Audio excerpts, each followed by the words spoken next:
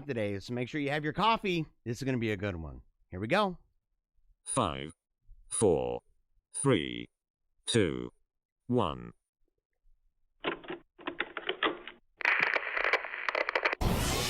They ain't never seen nothing like this before. Lit the room when I came through the front door. Ask me if I should overcome, what for? Train in the trees, please walk my sycamore. Touch burning sands, cross lands, and stormy shore seasons in the year, yeah. Ain't no challenge for champions and chain no fear. All right. The champ is here. What an amazing day, everybody. What an amazing day to be alive. How grateful, by the way, are you?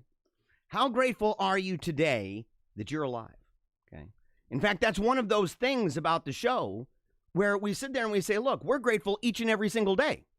We're super pumped every single day to be alive because today is yet another day that the Lord has made. And we're super glad. We rejoice in it. It doesn't matter that it's super wicked and bad. And we know that it is. Right? We know that it is. It's all around us. It's all around us. We're seeing fire all over the place. We're seeing fire and trash, vile demons all around. And yet we can sit there and with a smile on our face and a twinkle in our eye, we can face the day. We can do that.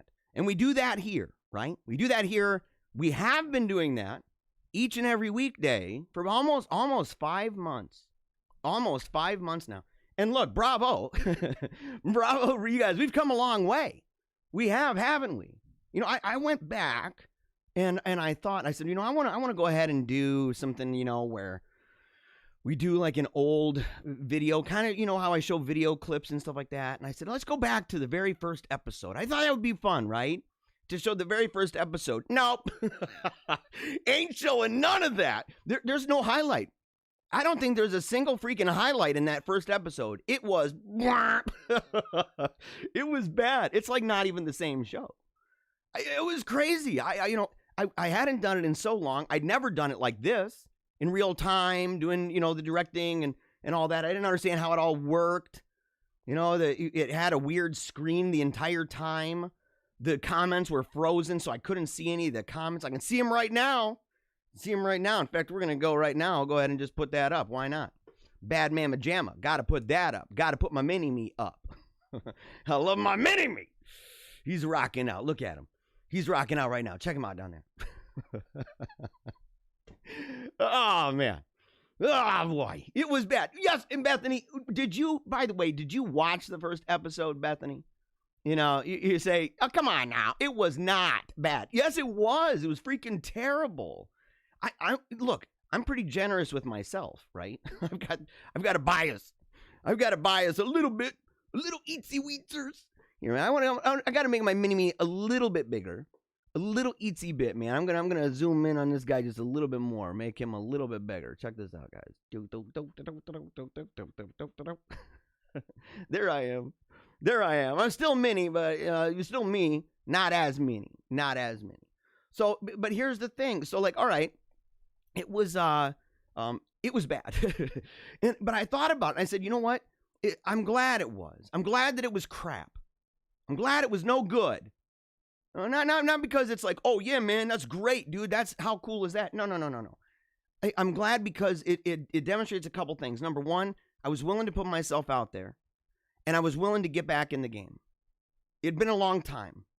I hadn't kind of developed into, you know, the persona that I am. People who know me know, they know that I'm not like this all the time. You know, I don't sit there in casual interpersonal communication being like, doing that stuff. It's not what it is. It's not what it is. I still got the same sense of humor though. Still got that, you know, make a lot of the ladies blush with my sense of humor. It's pretty terrible. But the thing is that, you know, to be willing to go out and put yourself on the line, to say, I want to get back in the game. I'm going to get in the thick of things, the rough and tumble of it all. And recognizing, admitting that it's probably not going to go good. It's probably going to go badly.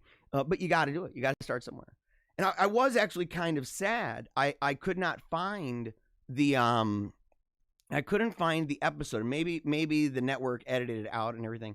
But the episode, I thought it was the second episode I'd ever done. I was very late, which never, ever happens.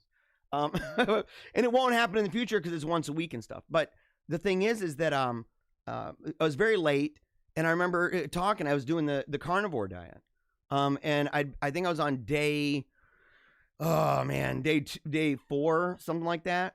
And my stomach was just a wreck. And I'm sitting down at the microphone getting ready, and you could hear my stomach growling. Like, and I'm like, oh no.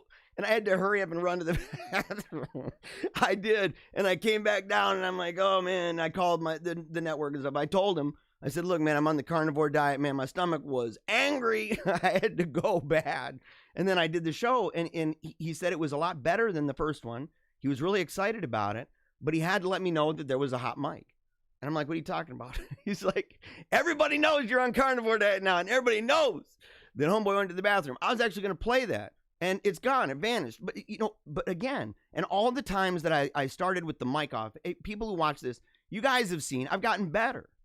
I've gotten better about it. So I can see the progress even in the show. And maybe I should make a video about that where it shows a lot of the mistakes, right? The follies of it all. But to see, look at how far we've come, guys and ladies. Look at how far we've come. I should say ladies and gentlemen from now on, because there's more ladies than dudes. There's more ladies than dudes. This is like the ladies show. I don't know. I don't know how it happened. But the thing is that, we've come a long ways from these kind of humble beginnings and stuff. And we're still humble. We're not bigwigs out there making tons of money, making tons of loot. We're not being invited on all the big shows and stuff like that. Maybe they're intimidated. Maybe they're intimidated. They're like, this guy's a wild stallion, dude. We're gonna have him on. He's gonna lose control. He's gonna lose control. He's gonna go off the handles. Maybe. Maybe. You never know what's gonna come, right? You never know what's gonna happen. But to see how we've made progress that we've made. And it was awesome because yesterday, it just so worked out this way. I didn't tell either of these people. In fact, I'm going to go ahead right now. Well, I'll go in just a moment. You're going to see in a moment, you're going to see a couple of visual examples of how we've made progress. You're going to see something. And I'll add to that a story. I get online last night. I'm going through trying to find out, if there's any highlights from the first episode or whatever. And I'm going through it, and I get this message. And it's from someone, an important person in my life, but we don't really talk very often anymore, right? But she played an important role. She's friends with my wife. We know her husband and stuff. We went to their wedding and reached out and just to tell me that her and her father watched the show yesterday. They tuned in. And she said basically something along the lines of, suffice it to say, you have a new fan. You have a new fan. And I thought, what a cool thing. What a cool thing. The more and more people reaching out, more and more people commenting, more and more people talking about the significance of the work of this show, the work of this program, and the way that it's impacted their life, the way that it's impacted it on the daily. And that's one of those things. You get to a point, and it's kind of like this, okay? Moving from the idea of a daily show to a weekly show, okay? Moving into that world and making that transition in that way and creating other things that are going to be coming out as they're completed, whether it's publications, whether it's articles, whether it's books, whether it's podcasts, whether it's lectures, whether it's of course the weekly show, which is it's going to stick with 3 hours. It's not going to be 2, and we're going to have a number of different things within it. It's going to be more like an actual TV show. Okay. It's going to be a fun thing to watch. You're going to have a really good time. You'll always be able to look forward to it, but to sit there and say, to see the way that it's impacted people and how they wake up every day and it's a motivation for them. And I'm not meaning to sound demeaning at all, but we're taking the training wheels off. We're taking the training wheels off. And I want everybody to know, you don't need to hear or see the howling at the sun to know that howl is within you. To know that you can look up at any moment. It's not trapped in time. All these shows are trapped in time. But that howl, that howls out to heaven every single day, that resolve to never give up Keep on smiling. Remember that you're going to die and that every day you're taking a knee for Jesus Christ. That resolve is in you. And it needs to work within you from the moment you wake up all the way through the moment you go to sleep. And we all know this. It's all in our head now. It's all been downloaded efficiently, sufficiently. And it's to the point now where, it's okay for people to have a crutch. It's okay. I have crutches too. People make fun and say, well, you're a weakling, you have crutches. And I've said it before. If you've wrestled with God and you're in the world and you're actually in the rough of things, right? The rough and tumble, and you're giving it all you got every day, and you're just a normal Sally Sue and Johnny Q, and you're just a regular person, you're going to be beat up. You're going to have a lot of wounds to lick at night. And you may sometimes need a crutch. But the thing is, this isn't a crutch. This isn't a crutch. This is like, spiritual steroids. It's intellectual steroids. Okay? It is the kind of stuff gets in your body and blam, next thing you know, you're like, blah, blah, blah, just mega buff. Big brain bursting, right? Your heart just ablaze every single day. And being able to look and having that reminder. So we're going to be pumped, guys. We're going to be pumped. And today I'm pumped up, so I can't go on forever. I need to tell people before we show everything else. Number one, see these comments scrolling? Do you see those? Here's the thing about these. The thing about these, we are on 18 different channels, right? Those are YouTube, Facebook, Twitch, DLive, Periscope. We're on all those different channels. Most of the comments come from one of two platforms. We occasionally get ones from other ones, but the main comments are coming from YouTube as well as Facebook. There's I don't know if it shows it. No. So normally it does at the top. The thing is that we probably have right now with 18, we probably have, let's say 7 Facebook, 7 YouTube. So we have, let's just call it even Stevens. 7 Facebook pages, 7 YouTube channels. And people are on different ones. I don't know which one they're on. A lot of times they'll go to Holy Faith Media. That's one. That's in fact the biggest one. And then you've got Paleocrat. That's mine. Okay, on YouTube and on Facebook. And those are the main ones with people engaging in conversation. So, but no matter where you are, you can be on any of those pages. Doesn't matter. It's all going to come right here. This is the hub of it all. So the show goes out. And all the comments come in, and whether or not it's on the screen, I have it open all the time so that I can engage in real time with all the comments. And for example, TRN Slash says, hey, how's everything going? Dude, it's going good, buddy. It's going good. Hello, by the way, to Stephanie. Very glad to see you. Same with Brian. Good morning, Wolfpack. I already talked about you, Bethany. She said at night, you said you saw every episode. I did fall asleep because it was late, but I was there. So you've seen every episode I've done. I'm telling you, you're the winner. You are the winner. You watch this show. You've watched and supported this show, Bethany, more than anybody. More than anyone. You are so amazing. You don't even know. Every day, for you to come in, and most of the time, to be quite frank, you're the first person to comment. Most of the time, TNR beat you today. You let me down a little. But you come in all the time and you're always pumping us up. You share it almost every day. It's people like you, Bethany. I mean this from my heart. I know you know that I mean this too. It's people like you that keep people like me pressing on with all of our might. It's why your husband is so dope. Because your husband is, the guy is just a jolly giant, man. He's a giant. He's an amazing, I'm talking giant in all the ways, right? He's just a powerful man, and he's out there on the front line, right? He's out there on the front line, pressing forward, being an example for people, putting himself on the line each and every day, fighting with all of his might. And there's a good reason you and your husband, Mr. and Mrs. Patriot, it's just the way it is. It's just the way it is. But I'm so glad, and it's an honor. I actually don't even deserve it. I don't deserve it, because I come in late. Sometimes I'm not prepared. Sometimes, I didn't dry my hair all the way. I end up looking all slouchy and crap. All slouchy, or I'm talking and there's no mic on and stuff, But you were there. And a lot of others, you know, I don't know if you remember the first time, if you're listening the first time you tuned into the show, right? And by the way, this is not a goodbye show. This is not a goodbye show. I'm waving hello. I'm waving hello. The train might be going somewhere, but you got to know that the destinations we're going are kicking tail left and right. We're bringing that storm all over the place. We're going to be a tsunami, one that just sweeps across the globe, goes everywhere. All different mediums says, man, enough is not enough. We got to keep going. We got to press forward, man. We've laid the groundwork. We've laid the groundwork, but we've seen a limitation.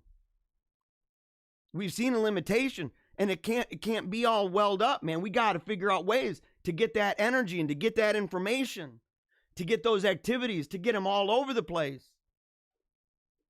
Yeah, man. Better believe it. Better believe it. Barbara says, good morning from Wisconsin. Hey, I heard on my AM commute this morning on my bus, everyone was talking. Tomorrow, we're getting tons of snow this weekend. Is it true? Is it true we're going to get a whole bunch of that? Oh, man. Oh, buddy. James says, God is good. Jeremiah, I'm up 11,000 on GameStop. We're going to the moon.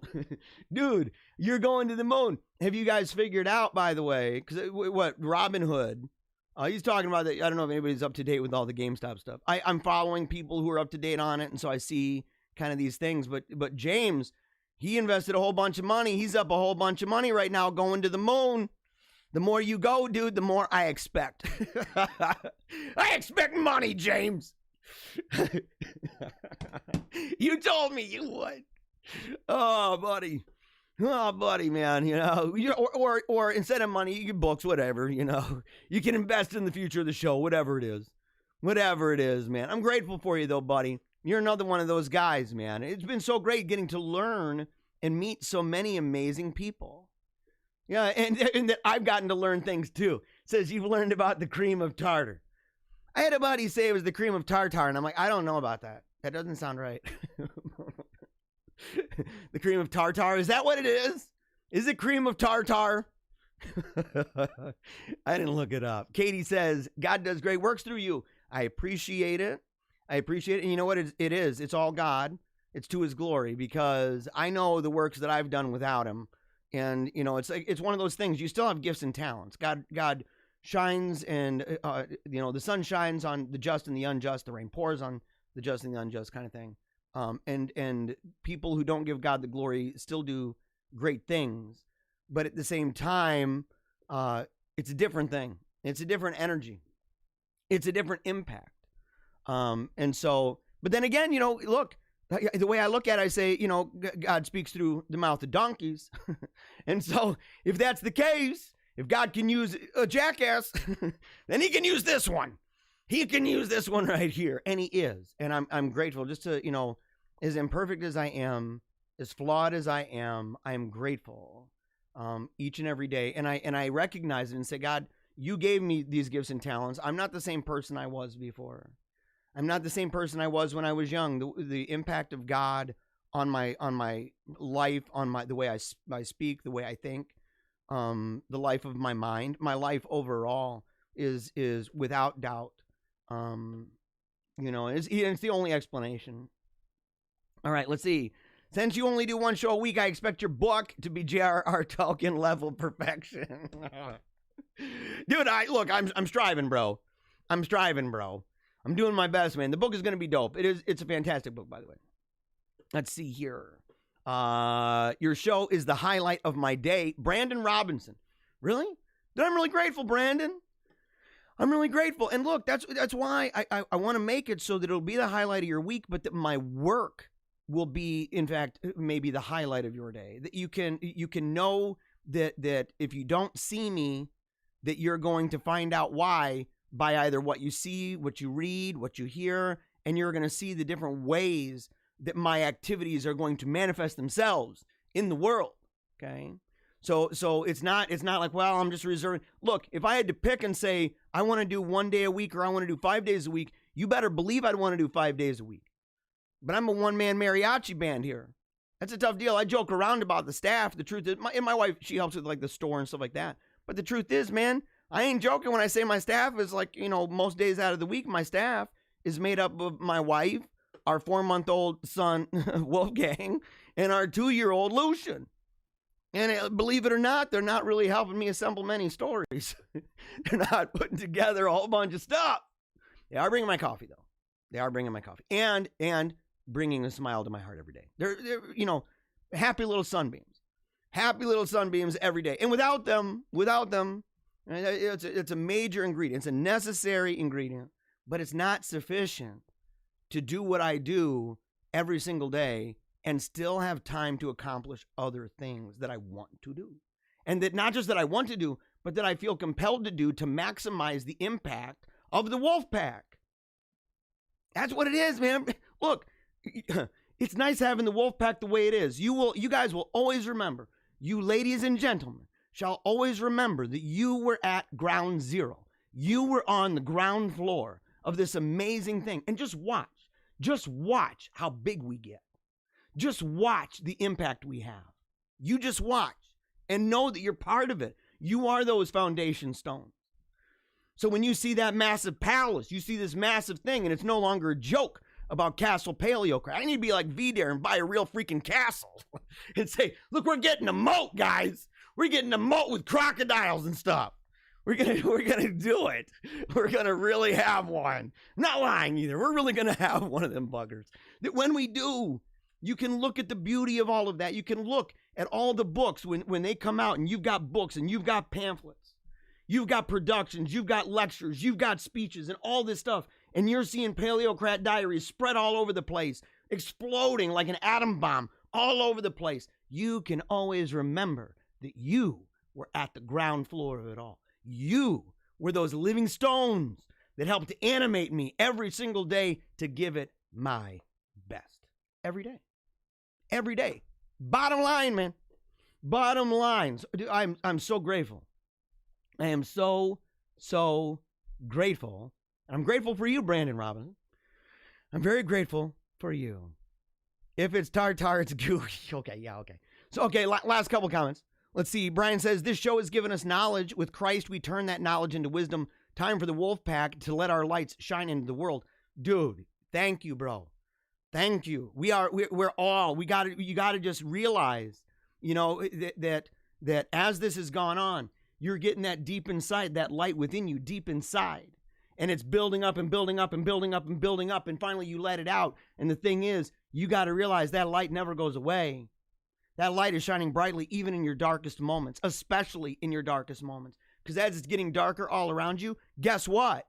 Guess what? That darkness ain't gonna cover the light. That light is gonna penetrate and pierce right through that bad boy. And that light is in you. It's in you. You are a member of the pack. Man, I love you guys. God is propelling you into a new height in life. Oh, Katie, I love you. Katie Young, I agree. God is propelling you into a new height in life. Know that what matters to us viewers is watching you prosper. No diamond is created in comfort. We support you all the way with the wolf. I love you, girl. I love you, girl. I'll tell you, that's the point. And seeing it prosper, and look, that prosperity is going to be, and I know you guys love me. This is a weird thing. I'm in a room by myself. I said this before. I'm staring at the corner of a wall. I'm staring at the corner of a wall. Occasionally I look over and I see, my face and stuff over there. But I see your names and the camaraderie that we've built together, the relationship that we built together. And I sit there and I say, I know that you really actually do care. And I know in part because, as much as I would like to say it's because, I'm smart and funny and, extraordinarily attractive, stuff like that. Because of that. And because I'm able to make fun of myself, right? And have fun doing it. But it brightens your day. It teaches you something. You see the darkness, but you start to trust that light and you start to recognize those twinkles and you realize maybe there's a little bit over top of that. And if I just pull it back and I just let it burst forth, it's going to get bigger and bigger and brighter and brighter and brighter and affect not only me, But everything I do, my job, my friends, my family, my church, my country, and to have a bigger vision, to say, this idea that it's something bigger than just a momentary pleasure or a single policy here and a single policy there, or a little fixer-upper and a little fixer-upper, but that we're saying, no. We're marching forward. We're not trying to rush back in time. We're not trying to rush back in time. Even the idea of press escape to go back, to me, escape is moving forward. And I say, look, in a way, you got to move forward to move back. You do. It's paradoxical, but true. And we're learning that. But I know that as you've identified with this and you started to realize the vision and say, look, I embrace that. That's what I want too. And every day howling at the sun and everything else, that you genuinely want me to prosper. I think there are many of you, I know there are people who pray for me and who pray for my family, who love my family, who've fallen in love with seeing those kids, who've fallen in love with seeing my wife and hearing the tale of Team Tiny Dancer. I know it. And I know that some of you are like, man, it's going to be a bummer not to see you. And that's what I'm saying. I'm like, do you want a book in your library of mine? Do you want that? Do you want to, would you like to have some of my art? Would you like that? Would you like to have that art or the CD, the music, or the lectures that you can just put them in all the time? Would you like that? Would you like to have it so that not only is there going to be a Christmas special, and I'm going to still do stuff like that, special holidays, we'll do the Spooktacular again, we'll do the Christmas Eve special, we're going to be able to do it in fancy ways. We'll still do unlisted videos from time to time. It gives me way more flexibility. But that we can make things that you can put in stockings, you can give as gifts, even just to yourself. Even just to yourself. I feel like your honesty about your life and the changes and experiences you share is why we follow you and why we care and learn from you. It's one of those things I told people, I said, if I can't put myself on the line and just simply, allow myself with the acknowledgement that there's a little bit of a mask. I mean, you can see the way I talk on different shows or the way that I talk in real life and some of the behavior that I've got here, the theatrics that I've got here.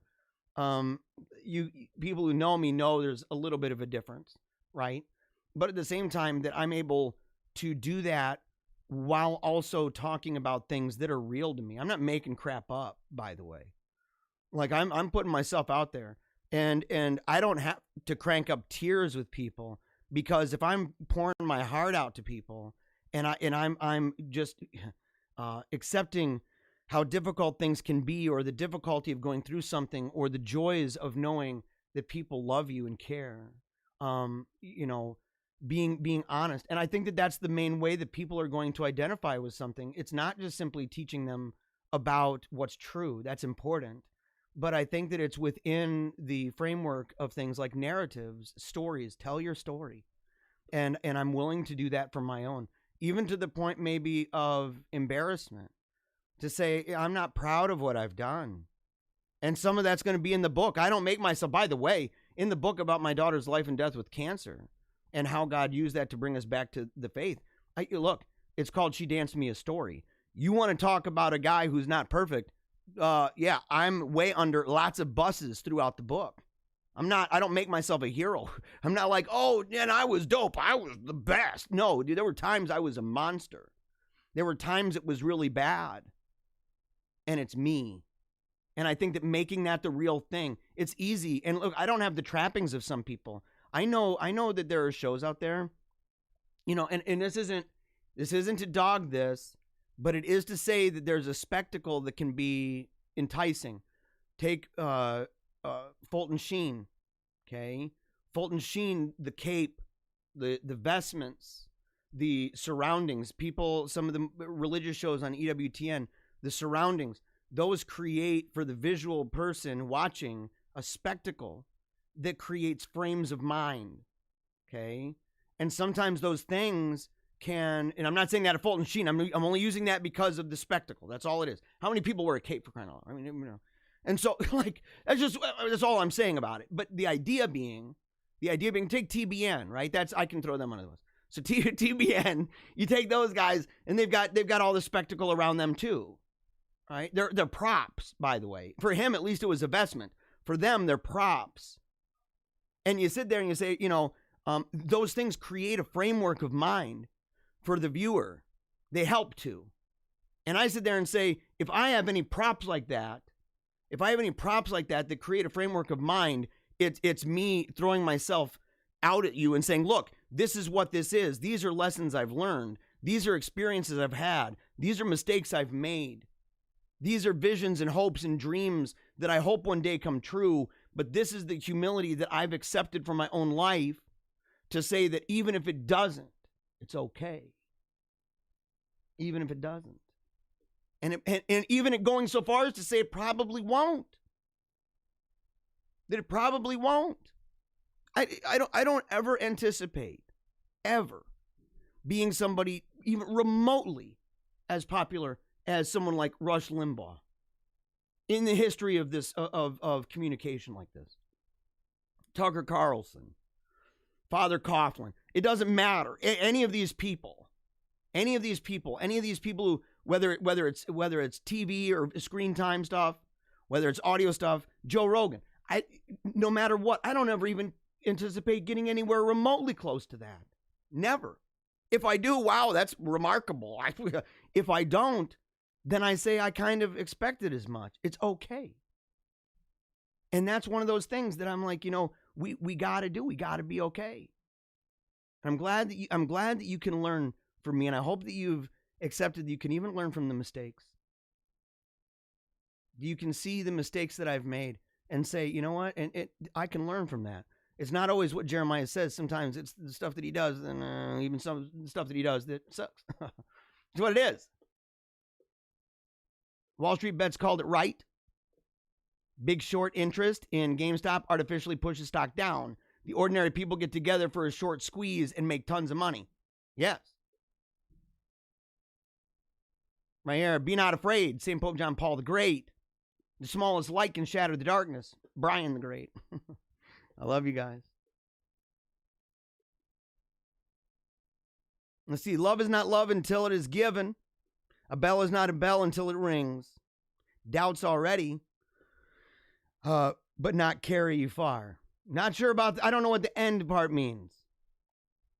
I don't know what you mean by that. David says, on the surface, a nun dressed in a habit is more of a nun to me than one dressed in civvies. It's just the way I am, and I know it's not right. It's a both and. I'm with you, bro. It's a both and. It's a both and. Okay, look, guys. Super excited about that. Super excited about that. We're going to go ahead and turn this off, though. We're going to turn this off, and we got to go over to this news screen here. Let me take this off here, and let me get back to that camera. Yeah, that's still a mini-me a little bit. A little eatsy. Boink. All right, so we're getting over here. I got to show you this, though. I got to show you this, okay? Let's see. No, that was from yesterday. Give me 1 second. So I got these things here before we move on. Here, I need to let everybody know that I haven't been super active on this because I've been preparing for when we're going to be more active in general on a bunch of different platforms, like other places. So the two places that you've got to go from now on, okay? And I strongly encourage you to, if you are listening right now and you have not subscribed to paleocratdiaries.com, it's free. It's easy. You simply go to the website. In fact, do I have that Meaning of Catholic video anymore of that? Now, let me see if I got over here. No, I do not. I had it set up in a way. Where people could simply, maybe I'll drop it in later during a different segment and we can watch it. But the thing is, you go to paleocratdiaries.com. At the bottom of the screen, you just scroll down. At the bottom of the screen down there, it's going to have a thing that says put your email in. If you put your email in, whenever we update, you're going to get something. If you want to know when our store is updated, when you want to know when books or pamphlets or lectures or CDs, even my music and my art, when these things are released over time, if you want to be at the front of that, you've got to subscribe. You have to subscribe, and it's free. You're not going to be spammed. I'm not sending newsletters every day trying to get you to open them using sensationalistic headlines. I'm saying if you love the show, I'm not trying to twist people's arm to love the show. I'm trying to do my best. And if people love the show, they love the show. And if they want to follow what we're doing, and I hope you do, you got to go. In fact, I never even say this. You go right now. Keep this tab open, but go right now. Go right now and go check that out. Go to paleocratdiaries.com. And if you've got Telegram, and if you don't, you should. But if you have Telegram, go to Paleocrat Diaries Wolfpack Chat. That's the picture right there. And there's Paleocrat Diaries right there. It's me. This little guy with the motorcycle helmets. You got to do that. So we're going to be updating. And if you're going to pick one of the two, go to the Wolfpack Chat. Okay, that's the core of it. It's funny because I got more people following Paleocrat Diaries than the Wolfpack Chat. But the truth is, if you want to comment, you got to comment through there. Okay. The other thing is, there are posts that will only go to the Wolfpack Chat. There are some people, it's awesome. There are some people who they listen to the show and they come in and they're doing the howls and stuff. We go back and forth. We're talking about it. People saying how the show has impacted their lives and stuff. All of that is exclusive to the Wolfpack Chat entirely. So if you want to be part of that and you want to see those posts that are unique to that, you got to go to the Wolfpack Chat. That's really the bigger one. Paleocrat Diaries will have things, everything from Paleocrat Diaries is shared over at the Wolfpack Chat automatically. As soon as I post at Paleocrat Diaries, it automatically pushes it to the Wolfpack. Because I'm not going to let you guys down. You're the Wolfpack. You're the core of all this. And I'm just the fancy drapes, You guys are the core. We are the core of this whole thing. Okay? Speaking of the core, check this out. Check this out. You see that? Check out those shirts. Check out those shirts. And the sweatshirt. That is the special edition Paleocrat Wolfpack shirt. I like the green. And I think the other ones, I think is black or blue. Not entirely sure. But look at the happiness on their faces. Look at the happiness on their faces. They are very happy to be wearing that. And then look at that beautiful woman over there. Look, the guys, they're handsome and charming and things like that. Cute dog. But that lady over there, she's a very beautiful woman. Here's the little truth about that. That's my mom. That is my mom right there. And so she sent this, very excited about it. And to make my mom happy, and maybe to make you guys happy, I think that I'll do the show, right? Every week. It's going to be 3 hours long, and there's going to be a part of it that's going to blend in funny stories. It's not going to be just a block of it, but every show will have funny stories. Every single show. We're not, because it's going to be produced. So and not just in real time. I have a whole week to plot and plan and to make little fun clips and stuff. And, make memes and everything else. We're going to have a lot of fun with this and make it just beef it up. It's going to be an awesome show. And so I'm not letting you down. I'm not letting you down, Mom. I'm really sorry we haven't, because I know she loves the funny stories, man. She bought this. She gets the shirt, and then I stopped doing funny stories. And she's like, come on, Jeremiah. Come on, buddy. And look at this. Look at this. Here's another amazing woman.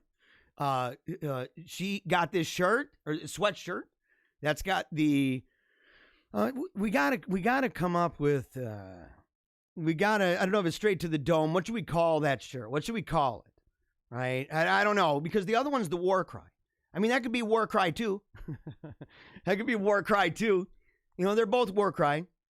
I don't know. We'll figure it out, man. We have to come up with a name for that particular image. That's the second logo. We had our first one is the one where I've got the beard and I got the cartoon tears and the people flipping me off and stuff all around me, hating my guts.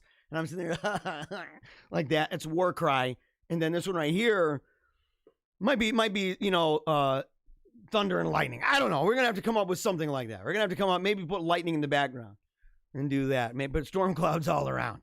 I don't know. We'll have it. But you know what? It's awesome to see people buying it, people sending it in. Super, super pumped about that. All right. Let's see. Oh, yeah, of course, if you go to the store, that's where they got it, Zazzle.com. If you go to Zazzle.com and you look up Paleocrat Diaries, just look up Paleocrat there. You're gonna see the channel, and that will eventually, when we get the site updated, it will be on the website. The store will be there, which is where eventually we'll be selling books and CDs, DVDs, stuff like that. As they come, we have some work to do to figure out exactly how it all works, because this is new. Okay, this is new what we're doing. And so, but if you go to Zazzle.com right now, you can get the straight to the dome mug. We got it in 3 different sizes in the cups there, the jumbo, espresso, and bone china, all different prices, all FDA quality and stuff like that.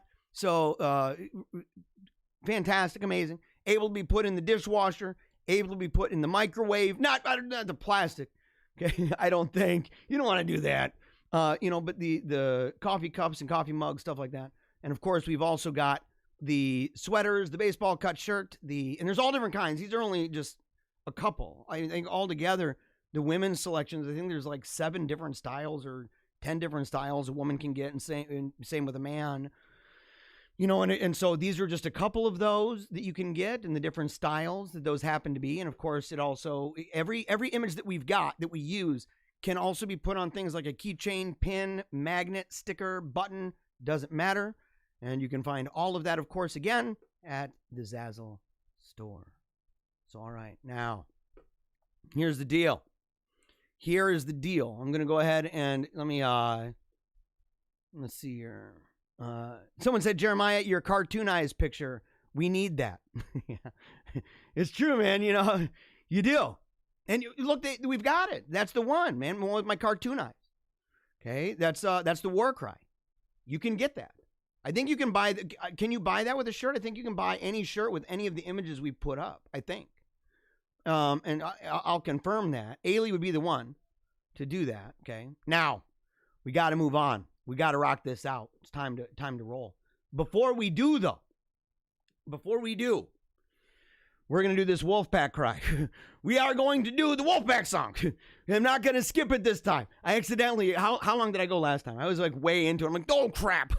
We got to go back. We've got to go back and do it. And we're still, every episode, every show from here on out, forever, we'll have the Wolfpack. Every single one. Okay. So when it's a weekly show, and you have to go to paleocratdiaries.com to find out when that show will be, because it's going to be, but when it's set, it's set.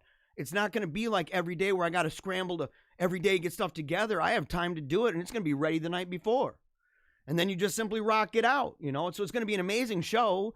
It's going to be on time, okay? So it's going to be predictable, and it's going to be 3 hours long, and it'll always have fun stories. It'll always have lightning and thunder. The drum, the war drum, the bwam, bwam, bwam. It's going to have that. And it's always going to have the Wolfpack song. So make sure right now, as we're getting ready right now, okay, let's go back to the main. As we're getting ready right now, go get that coffee. Go get whatever drink you got. I'm going to play this quick promo. As soon as we come back, we are going to rock out that Wolfpack song, okay? We're going to howl at the sun, resolving right here in this powerful show, okay? I'm giving it everything I got, I promise you. I'm going to unload.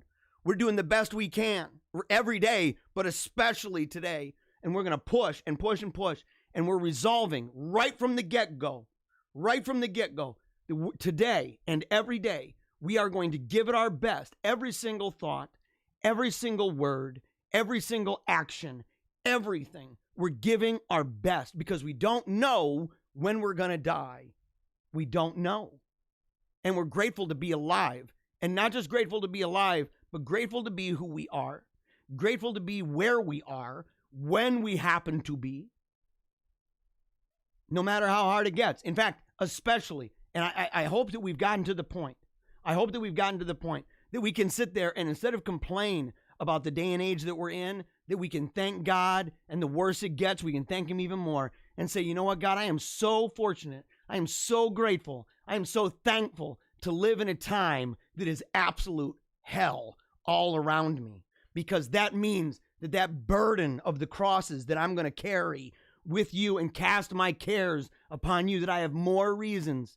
I have more cares to cast. I have more crosses to bear. And this is amazing. It's times like these that make saints, and saints are those ordinary people who do the best they can and do them in doing so that makes them extraordinary. You. People like you. I said you're a hero. You're more than that. You're a saint. You give it everything you've got. And when you mess up, don't worry about it. Roll with it. Throw it up to heaven. Confess it. Take a knee again. We're pushing forward every single day. And if there's ever been a day, ever, that you've watched this show, and maybe you've watched this show, and you know, you hear the Wolfpack song, and you look around, and you like the idea of never give up, keep on smiling, memento mori, remember you're going to die. You like the idea every day of committing to this notion of taking a knee for Jesus Christ and being unashamed, to be unafraid and unashamed. And maybe you're also one of those people that looks around and says, this is really silly. This is really silly. We're howling at the sun. You know, what are we doing? I implore you, if there's ever been one time where you howl at the sun and you commit to the idea of playing the part of the holy fool to say, look, God, I'm a foolish person. I'm a sinner. But you made me. I'm a sinner, but you love me. I'm a sinner, but you died for me. I'm a sinner, but you reside in my heart and you make me better every single day. And I love you with all my heart. And I don't care that the world is going to look at me and think I'm dumb. It's a petty thing for sure to howl in front of a bunch of people. Are you on a bus? Are you in a cab? Are you at the school? Are you in a library listening on the headphones? Have that librarian come over and tell you got to be quiet. Give that librarian a reason to tell you to shut your mouth. Are you walking on the street? If you're driving, roll that window down. Roll it down and let everybody know. They'll look at you like you're a dummy and don't even care. Give it everything you've got. And before you do, go get your coffee. We'll be right back. Love this video? What a coincidence! I do too! Now head on over to PaleocratDiaries.com for more videos, blogs, book and movie reviews, even Team Tiny Dancer stuff. And don't forget to check out our new members and services pages. It's how I pay for my kids to attend Catholic school. Until next time, memento mori.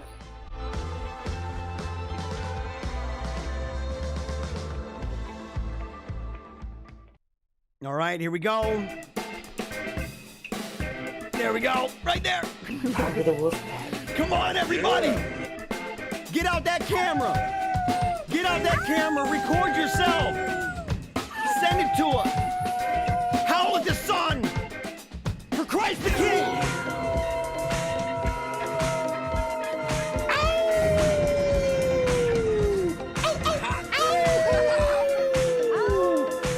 I love you guys. Rock it out. You're a child of the King. You're a member of the Wolfpack. Come on. Come on, Shirley. Come on, little bride. I love you guys. Adam, Bethany, each and every one. Through and through. Annabelle. Little Lou. Little Lou. I love you guys. And there I am again, that mini-me. What the heck? What the heck is up with the mini-me? Why am I doing it? Should I just do this all the time, guys? It's like those old pictures from the 70s and 80s and stuff, you know, where like one face is looking over in the side and the other face is doing something different a little bit, or it's bigger and kind of creepy. You know, eating that face. All right, here we go. Over to the news. And by the way, someone said, even if you did let some of us down, it'd be all right. Don't put undue pressure on yourself. Remember, your family always comes first. Dude, it's true, man. It's true. And I know by letting some of them down, it's not as much that. You know, there's going to be people who are sad about it, that they really have come to love the show, right? So it's not let down like, you know, I did something stupid or bad, but let down in that the good isn't just going to keep on coming all the time, but it's going to come in different ways. And that's what I'm hoping to stress. And even the show itself is going to be more robust. I mean, think of the kind of pressure that is on the one-man mariachi band every day. Your boy here, the one-man mariachi band, okay, that every day is in the moment trying to do the best that he can. I mean, dude, it's another level to sit there and say, okay, I've got a basic idea. I got, the notes lined up and stuff, but boy, oh boy, oh boy. You got to rock it out. You got to give it all you've got. And that's tough, homie. That's tough in the moment. And so I might be good at it. I mean, people are like, dude, your show is inspiring. And I'm like, it is off the cuff and on the fly. I mean, that's what this is. And I said, but imagine if it wasn't. Imagine if it wasn't. And yet there was still the dynamic of it that was, right? That's still going to be, it's going to flow like this, but there will be more features to the show. There will be little video clips that we make. There will be all sorts of different things that go into this, as well as a bunch of things that lemon drops and lollipops from the old Paleocrat bandwagon. We're the float in the parade. We're throwing them out. We're saying, look at all the stuff we're providing. We're giving everything we got. Love you guys. All right, here we go. So I thought of this, right? Somebody says somebody likes crosses. It's true. We need to. We need to be okay with those crosses. We need to recognize those crosses as things that it's an honor and a privilege to bear. We suffer through them, it's true. And this is the paradox. That on the one hand, we suffer through them. On one hand, we're so overwhelmed that we cast those cares and we throw them back up on him who hung on that cross. Didn't just carry it, he hung on it. And to sit there and say, I'm casting my cares upon you, but even that is a privilege and an honor. It's not a shame, it's a privilege and an honor. And so we need to just get to that place. And part of that is a willingness to embrace the darkness. To say there's darkness all around us right now. The darkness of going into an area that we do not fully understand. We don't know. We don't know what's to come of this. We're surrounded by it, enveloped by it. And we can either look at it and say, you know what, we're just going to join it. We're going to join the Bacchic dance. We're going to join the Dionysian dance over here. Or we can sit there and learn to be kind of, like the daredevil, who even though blind, even though in a place of darkness, is able to maximize other things, to be able to see, to discern, and to follow that wherever those twinkles of light are, because we know the source of that light, him who is the light of the world. We see that twinkle, we can go, we can follow it, and we'll know. And I saw this recently. Jason Howland, he's a really cool guy, by the way. Really cool guy. I've had the opportunity to meet and to work with him a couple times on a couple different projects, organizing, right? And we've gotten to know each other a little bit. He's out in the Detroit area. It said, morning thought. It's a habit of the human condition to identify and re-identify a problem, focusing on what has gone wrong rather than what we can do about it. Focus on solutions. And I thought of this and I said, man, that really sums up. Okay, I guess show's over, guys. Show's over, we're done. Thank you very much, Jason. You stole the thunder. You stole the thunder. No, the thing is that that's been a thing I've said for a while, is that rather than every day identify and re-identify the problem, like I said yesterday, every day, turning on the news or turning on talk show hosts all over the place, and all they're doing every day is telling you all the fires that are going on around you, but they're not equipping you on how to put out a fire or how to ensure that your abode is in fact fireproof, or how to contain fires if a fire happens to break out, and let's say you're unable to put it out right away, to be like that submarine that I talk about, where I say we have to be more like a submarine than a hot air balloon, or like a bubble that you blow. You can pop that bugger and it's gone, tossed around all over the place. Submarine, it's a different beast. And the thing is, you have a fire in one spot, you get hit with a torpedo in one spot, water's coming in, fire's coming in. That's lethal, by the way, in those situations. I mean, look, you're underwater already. And so what do? Airtight containment. Seals that will seal that off all the way, so that it may ravage that one area, but it ain't going to spread. We have to learn this. So it's good to learn about fire. It's good to be aware of the fires you've got to put out. But unless a show and a host begin to provide solutions to people, then all people are doing is just simply having fear porn. That's what it is. It's panic porn. The people who get off by watching every day how bad the world is and deep down inside feeling like they're okay. It's the same reason why the news is aware that, take fire as an example, or a tornado, for example. A tornado goes through, they'd rather have an image of a tornado ravaging a house than just to have a picture of the house or a video of just the tornado itself. They want to maximize the brutality. A fire, take a picture of a fire and see what would the news rather have. Would the news rather have an image of a fire, or would the news rather have an image of the fire as it's done and it's wreaked havoc, or would they rather have a video of the fire so that you can see the flames raging out the window but not see the end? They would rather have that, because then they leave it to the viewer's mind to fill in the blanks of absolute destruction, of annihilation, of being destitute, in despair. Because when you do that, you know that you aren't there. You go, boy, that sucker, man, that's a sad thing. I'm glad my house didn't get burned down. And it gives you a sense, it gives all of us a sense of security in a way, because we're watching that, but it didn't happen to us. And so people who do this line of business, it's easy peasy stuff, man. This is low-hanging fruit stuff to go out and just point at all of the wickedness going around. We live in a time where that stuff is cheap and easy, man. That's a cheap trick. That ain't hard. You know what is hard? What's hard is saying that I'm going to take a hit.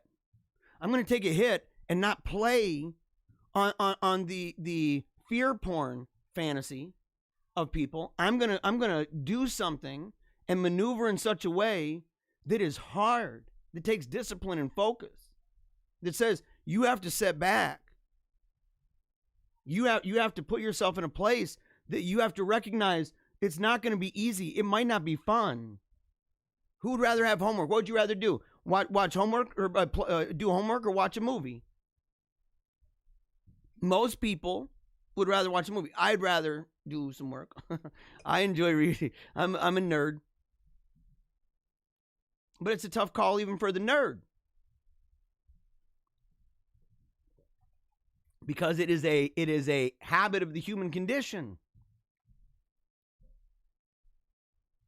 And it's easy. I mean, look, check this out, by the way. It's easy to see this as a problem. And this is why it's easy hanging fruit. This is why if you're watching a show, if you tune into a show, and that show on a regular basis, that show is primarily doing things talking about the creepy and the scary and the stupid and the silly, and you're doing that, you're laughing and jesting your way to the grave. That's all you're doing. And you're playing to oftentimes the village idiot. A lot of times those people can't do anything more than that. They're a comedian. Market manipulated. Vincent James. Market manipulated. Internet censored. Media bias. Economy shut down. Election stolen. Democracy fake. System rigged. Anyone who still thinks America's free or believes in the free market after what we've seen over the past few months is an idiot. That's still a negative frame. That's still a negative frame. It's true, but it's insufficient, right? And I like Vincent James. I'd love to meet the guy. At the same time, I'm like, what do you do then? If we know this is true, what do you do? And give me more than a meme. Give me more, and give me memes too, but give me more than that. This isn't about saying that what they're doing and what they're saying is wrong or incorrect, but it's saying do more than that. Otherwise, you're a ghost. You're like one of those spooky haunted houses at Halloween. People want to go in so they can be spooked. And you're like, dude, this is the most realistic, haunted house in the history of Halloween. It's real. And you're like, ha ha. And you're thinking, dude, you got to be more like, the Mystery Machine. Where's your Mystery Machine, bro? I'm not talking to Vincent. Right? But we got to get to that place where people, instead of focusing on this, because we can talk about this till we're blue in the face. It's the sad thing, if you think about it. It's a sad thing that there will be people that you're listening to right now. Not me. I'm making big decisions here. People who right now in 2021 are talking about how bad the world is and how terrible everything is, and that's their business model. And in a weird, freaky way, it's actually difficult for them to even contemplate the notion of doing things that would essentially, if they were actually successful, would put them out of business. It put them out of business. And that's the thing, man. So you got to make sure. And look, it's easy. I'll show you examples of how easy this is. This is not hard at all. Is dark winter in America going to end now that Biden is president? Washington, D.C. will resume indoor dining. Maryland's governor has decided that the state needs to reopen schools now and no later than March 1st. Gretchen Whitmer, right? Gretchen Whitmer, the evil empress of Michigan, says Michigan restaurants can reopen for indoor dining on February 1st. Chicago's mayor, right? She's that loon bird, remember? She's that loon bird beholden to the New World Order. She's now demanding an immediate opening of restaurants and bars. Whoa, neat. Chicago is also threatening teachers' unions that they got to get back to work. New York Governor Cuomo has dramatically reversed his rhetorical course and demanded a reopening of the city. Gavin Newsom, incredibly, has lifted all stay-at-home orders across the state and is permitting dining to open up. Montana's new governor has lifted some COVID restrictions. Dr. Fauci backs the CDC recommendations on schools reopening. CNN has removed the death tracker from its main page. The World Health Organization is insisting countries with a high PCR cycle threshold lower the cycle threshold. By the way, anybody watching this show knew all of this was going to happen. I'm talking like way before the election. Months before the election, we talked about this. We talked about COVID as a reality and as a political tool, and that it can be both, and that it's a false choice. It's a logical fallacy to suppose that you can only have one of two options and say it's either a real virus that can actually result in people dying, or it's just a scheme that was concocted and made out of thin air and used that way. There's other ways that you can spin that. We did that here and showed, and you know what? On this, down that line, by the way, I had some detractors, even friends of mine, who sat there and said, "Oh, you claim to believe in science, man. You claim to believe in science. You don't really believe in science. You're not agreeing with the CDC or the World Health Organization." Dude, I got 100% on this. 100%. Not a C, not a B. I got an A+++, homie. And anyone who was listening and paying attention got an A+++. On and on and on forever. I said we call it like Babe Ruth here, don't we? Don't you love that? Don't you love that? It sucks, doesn't it, a little bit in the moment, because you might be saying something and the world around you is saying, dude, you're nuts. You're wrong. You share stuff and share ideas on the show, and you'll have those little notifications underneath your videos that say what you're saying is wrong. You'll get all that. And yet at the same time, you can know that a day will come. And so far we're batting perfect here. We're batting perfect. That a day will come when you can look at this and without necessarily a sense of pride, not like arrogance that goes, "See, I was right, ha ha ha," in your face, but to say, this is a good thing. This is a good thing because I wasn't taken off guard. I didn't get wrapped up in the moment. I was able to see with clarity. And I was assured by this crazy wild man on a show that goes by this archaic sounding name. I was told that you don't have to be a prophet with magical eyes to be able to read the writing on the walls sometimes. Because we were right. We were right from the beginning. It is literally 100%. And the people, by the way, who detracted, this is why you actually have to feel badly for them to an extent. You cannot let them move on, though. You must put your flag in each one of these places. You must. You must be relentless. You got to be latching on and refusing to let go and say, no, I'm not budging from this. You ridiculed us. You mocked us. You shadow banned us. You blocked us. You deplatformed us.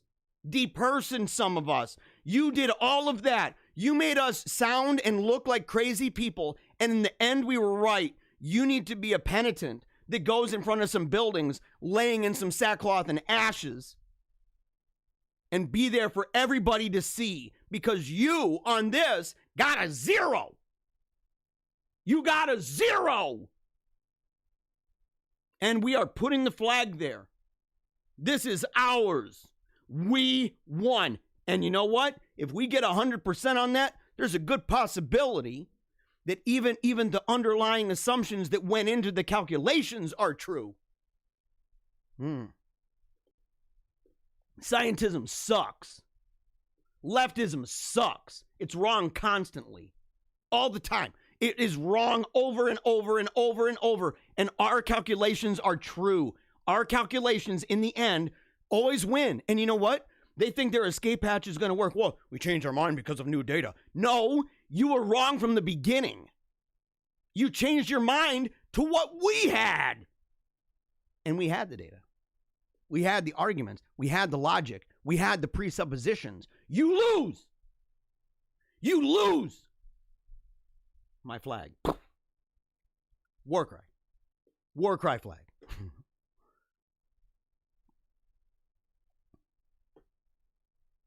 Geo says, wake up. Hood sweater. You know what? I know what you're saying. Yeah. Okay, then we need to name the picture because the war cry is the one with the cartoon face. Wake up. Yes. Wake up. Wake up. Yes. Woo. I love you, by the way. Glad you popped in. Annette Conrad, just popping in for a bit. I talked about you earlier, by the way. Talked about you earlier. Showed you a picture of you. You wasted your life socializing, making friends, talking to girls instead of playing video games. Here's the thing. In order to overcome this, in order to provide the solutions that we need, and in order, not just intellectually and things like that, but to put things into action. And we are at this place where within an era, within a period of civilizational cycles where the thing is, it's a time of action. It is.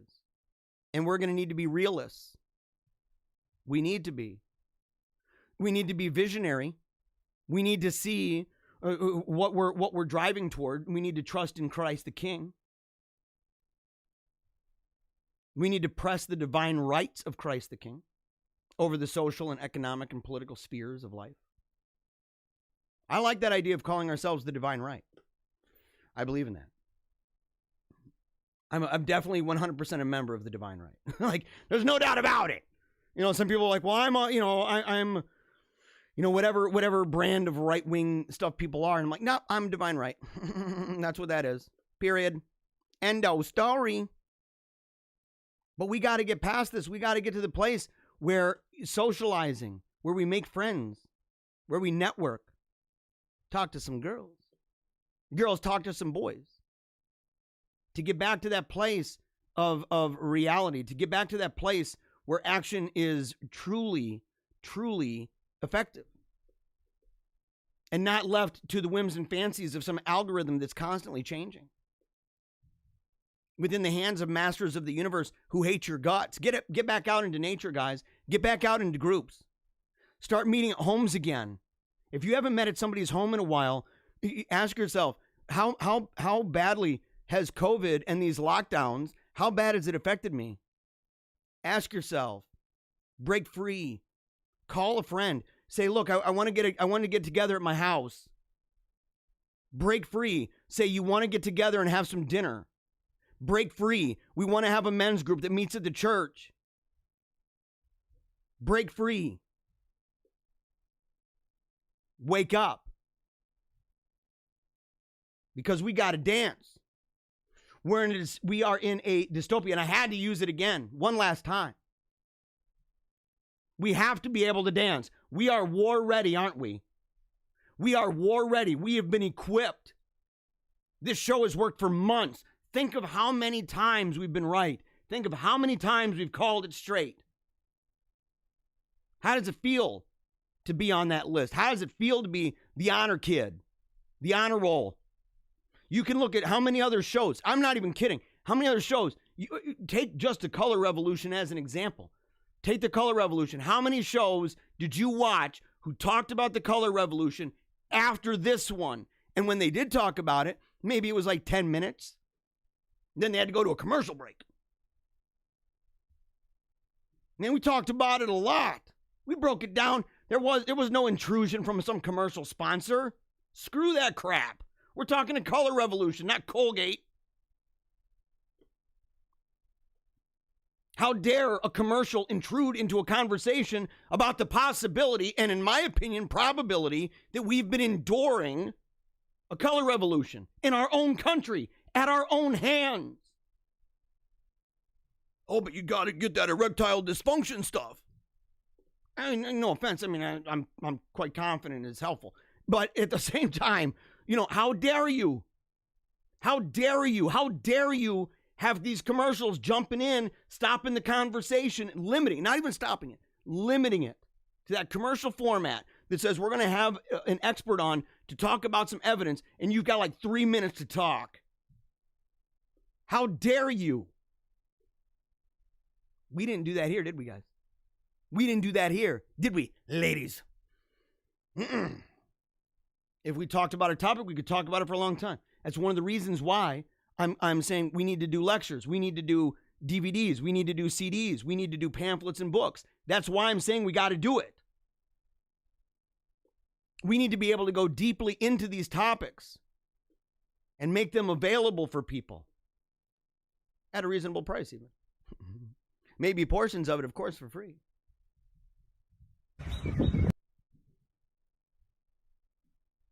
And ultimately, I'll show this video. It's a blind dog, by the way. Look at that little bugger. Oh. Look how happy that dog is. Totally blind, doesn't know what's up.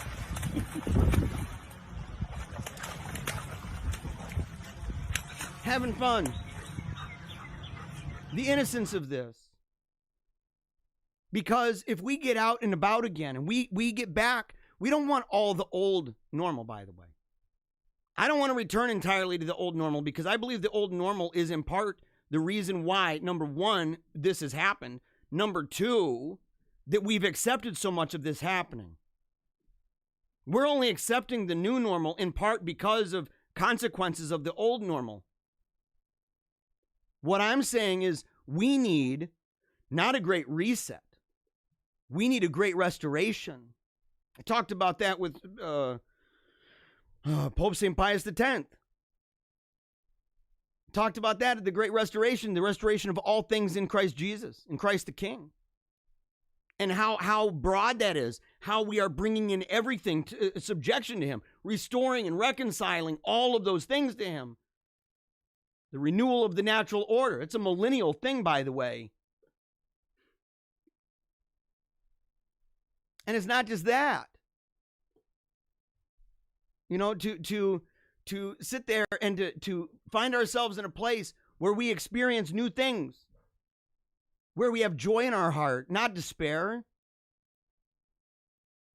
where it'll be a mix of an inevitable mix of nostalgia, which is it's inevitable, of nostalgia and forward thinking, moving forward, putting yourself in a place that you may not entirely know. You may not be entirely like that dog. That dog didn't know the big puddle was right there. You see that little bugger hopping around with his little feet? Having a good time. Look at that smile on his face all the time. And he was in darkness. Joy. I want to be like this. I want to be like the nun on the go-kart. And I think that's a good example. It's a hybrid. It's a hybrid of the past and the present. Symbols of tradition and progress fused together in harmony and symphony with each other. Joy. And yet all black, too. With dirt on the wheels. A little bit dangerous. Taking energy required. It's a harmony. And we especially need that because look at the things in the world, and this is how easy it is. I mentioned earlier all the different things, right? That Vincent had in the one about the dark winter and all that crap. But look at this. New York Times, how travel restrictions work. Good morning. What is his name? Is it David Lionheart? What's his name? Wait, so now you're telling me travel bans are effective? Yeah, what did he say? Travel restrictions have been one of the most effective pandemic responses, if they're strict. But like Blackballed says, we were told that doing so was racist. We were told that doing so was racist. And now it's effective. Easy, low-hanging fruit. Predictable as the morning sun. Here's one that's predictable, but maybe not, it's one of those things. I didn't know they'd go this far. The Ox Report. Double mask efficiency, 75%. Triple mask efficiency, 90%. Is it Oaks or Ox? How am I supposed to make fun of anything when this is real? How are you? Well, that's what I'm saying. If we know it's real, we can move on, right? We can move on.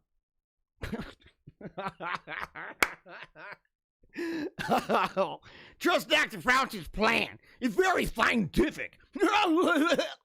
Wasn't he recently saying 4? Who was it that was saying 4? 4 masks. That's really effective. 4 masks. Where does it end, dude? Where does it end? And doesn't it prove that this whole time, this has been a bunch of phony baloney nonsense? Phony baloney nonsense, by the way. These people are liars. Don't take them seriously. How about this one? The Hill. And people will say, well, look at the way stuff is framed.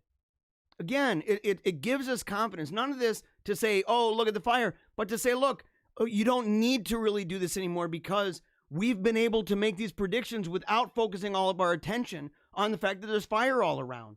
John Kerry reveals Biden's devotion to radical Great Reset movement. Reveals?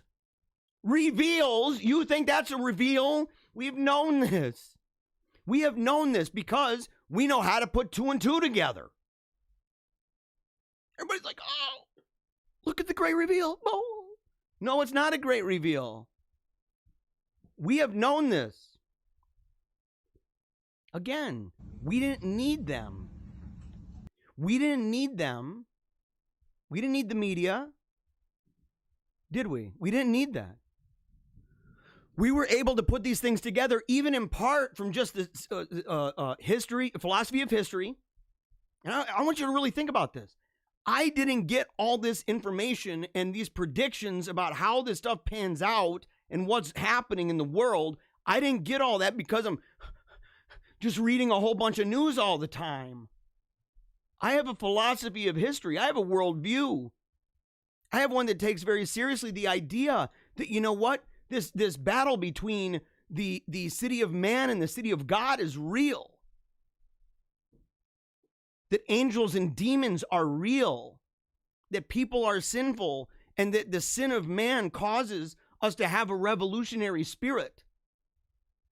And the revolutionary spirit will always end up in one way or another driving toward conformity, even through anarchy, even through that. Conformity. Always. It's always got an imperial drive. In fact, all the worldviews have imperial drives. But that if that's true, then either which way you go, it's a global thing. And any which way you go, you're trying, right? These competing worldviews, these competing ideas of man and the world and law and order and progress, tradition, all these things wanting to expand and consume. But one of those, that city of man, because it's power hungry, because it's eminent, it's the idea that all that exists is space and time. All that exists is stuff that we can smell or see or taste or touch, that we can hear. And because of that, it's a control freak model. It inevitably, over and over again, leads to Leviathan. It leads to Leviathan. So you can say the Tower of Babel is an archetypal, it's a historical story that serves as an archetype as well. And you say, look, it always is this way. It always is this way. So if someone says, do you think Joe Biden is into the Great Reset? All I got to do is say, what side of the city of God, city of man is this guy on? What are some of his ruling assumptions? Ask a couple questions. Throw it into the old formula and say, well, there's a good probability. In fact, I'm quite confident. And if not, he's inconsistent. And even if he's inconsistent, it won't matter because it will naturally go that direction. So again,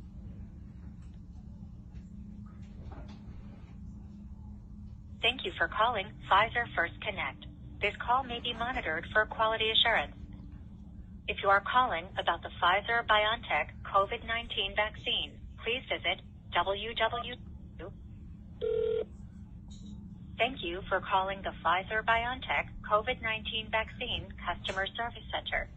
This call may be monitored for quality assurance. I'll listen to what they say. The Pfizer-BioNTech COVID-19 vaccine has not been approved or licensed by the U.S. FDA, but has been authorized for emergency use to prevent COVID-19 in individuals 16 and older. See conditions of use at www.cvdvaccine.com. Again, we actually didn't even need to be told this. We didn't need to be told this. Well, somebody would have to, right? Like somebody would have to. We're being told this here, but we can know based on a bunch of different factors that it's in all likelihood this is the case. In part because, and look, Trump's on the line a little bit with this too, to say he was wanting that lightning speed. And by the way, have you noticed how conflicted so many conservative minds are about the vaccine? On the one hand, they're saying, man, I ain't going to take it. On the other hand, they share stuff that complains that other people are given the vaccine first. And not like, dude, that's bad. They shouldn't take it. What are they doing? They're like, oh, look at the unfair nature of it. So on the one hand, they want nothing to do with it. And on the other hand, that's not fair. That's conflicted. That's a lot of cognitive dissonance happening inside that brain. It just is. I don't know what to tell you.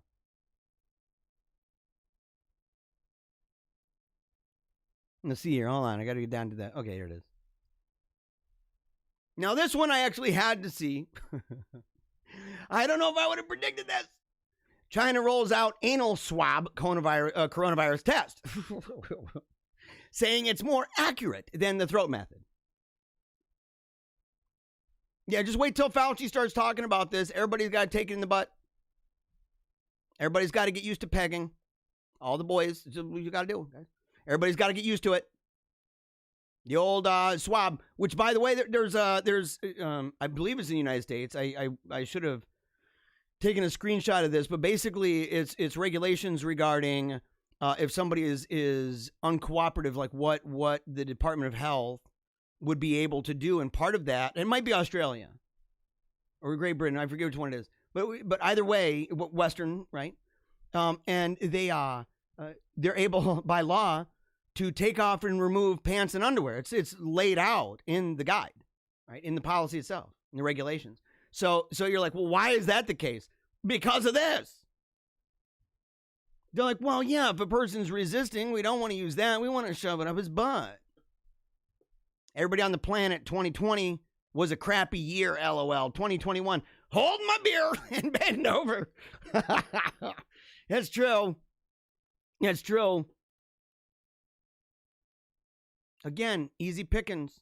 And I'm not even showing this to just say, oh, look at the easy pickings, to get bored with this. You know, I'm not saying that. I'm saying these are examples that are so common. They're so rampant, so common, that we're no longer, it's predictable. There's no novelty value to this anymore. Justin Thomas can keep city sponsorship if he donates meaningful portion of the deal to the LGBTQ causes. Look at the manipulation. It's one of the reasons why I'm not asking for commercial advertisement. I don't want to be beholden to crap bags like that. Cities, screw those guys. Screw those guys. If they told me they're going to take a sponsorship, you know what that's saying? That's saying, do you like the money you've got? Do you like that money? Do you like that mansion? Do you like that car? It'd be really sad to see something happen to it. I'd say take the car. Take the car, because what's the option? You take my soul, you piece of crap, demonic piece of crap. Get the heck out of here. I don't need you. In fact, I don't want you. Justin Thomas should tell City, get out. I don't want you anymore, because it's on the line, man. What do you want? You going to listen to Jesus, Justin? Are you? Please. What does he tell the rich man? Get rid of your junk, dude. Get rid of your junk. Why? Because these are trappings. You think that's not a hard decision for him? Do you think it'd be easy for you? Millions of dollars? Millions of dollars? I'm a thousandaire, man. I'm a thousandaire. I'm not even 100,000 I'm a thousandaire. A couple dozen thousandaire, whatever. You know, I'm getting bigger. And so the thing is, if you got millions of dollars, dude, how hard would that be? Citigroup comes in. Yeah, see, you said some stuff about, LGBTQ causes, and we don't really like it. You're kind of pretending that, the idea of boys are boys and girls are girls, and that's unacceptable. We're going to take your money, sorry. And then you're not going to have all that fancy. Well, you still will, but the thing is, why, rather than saying this, because it's one thing to say, stand your ground, Justin. Do it for your soul and your everlasting life. And he's like, dude, this is really tough, guys. You know what we should do?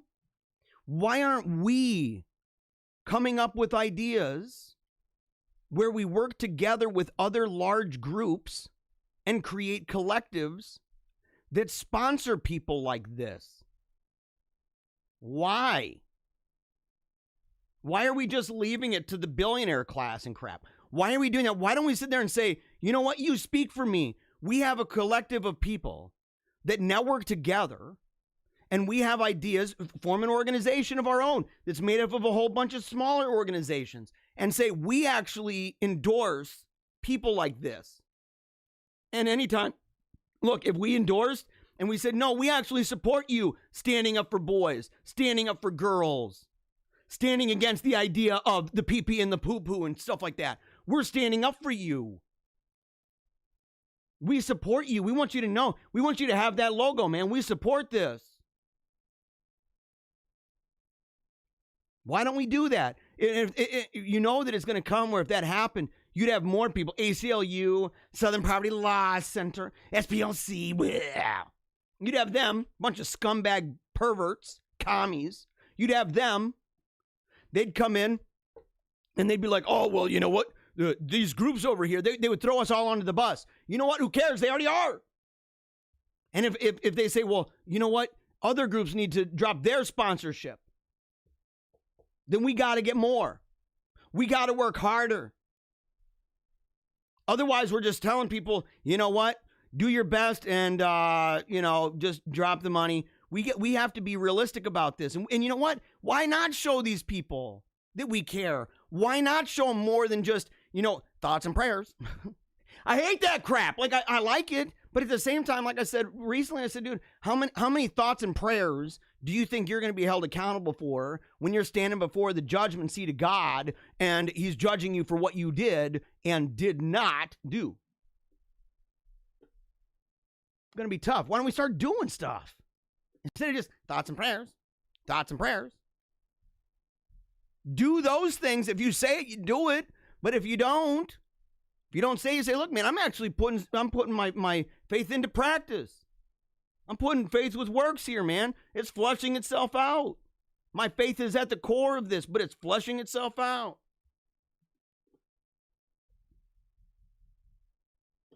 And we should applaud things like this, but also know that there's an impact. Google, according to Axios, Google won't donate to members of Congress who voted against election results. I'll tell you what, that's actually kind of good, because a lot of us may not even know that these individuals have been funded by Google. In fact, we may be the kind of people, I know some folks, who they'll sit there and they'll share and be like, look, this congressman was really putting it to the big tech people. He's going to do something. And then you find out ain't nothing going to be done. Why? Because homeboy's lying in his pockets with their loot. And because we have so many on the right, as I've been preaching now for months, so many people on the right have a completely ignorant and naive concept of power. They do. It's naive. They're in unicorn land.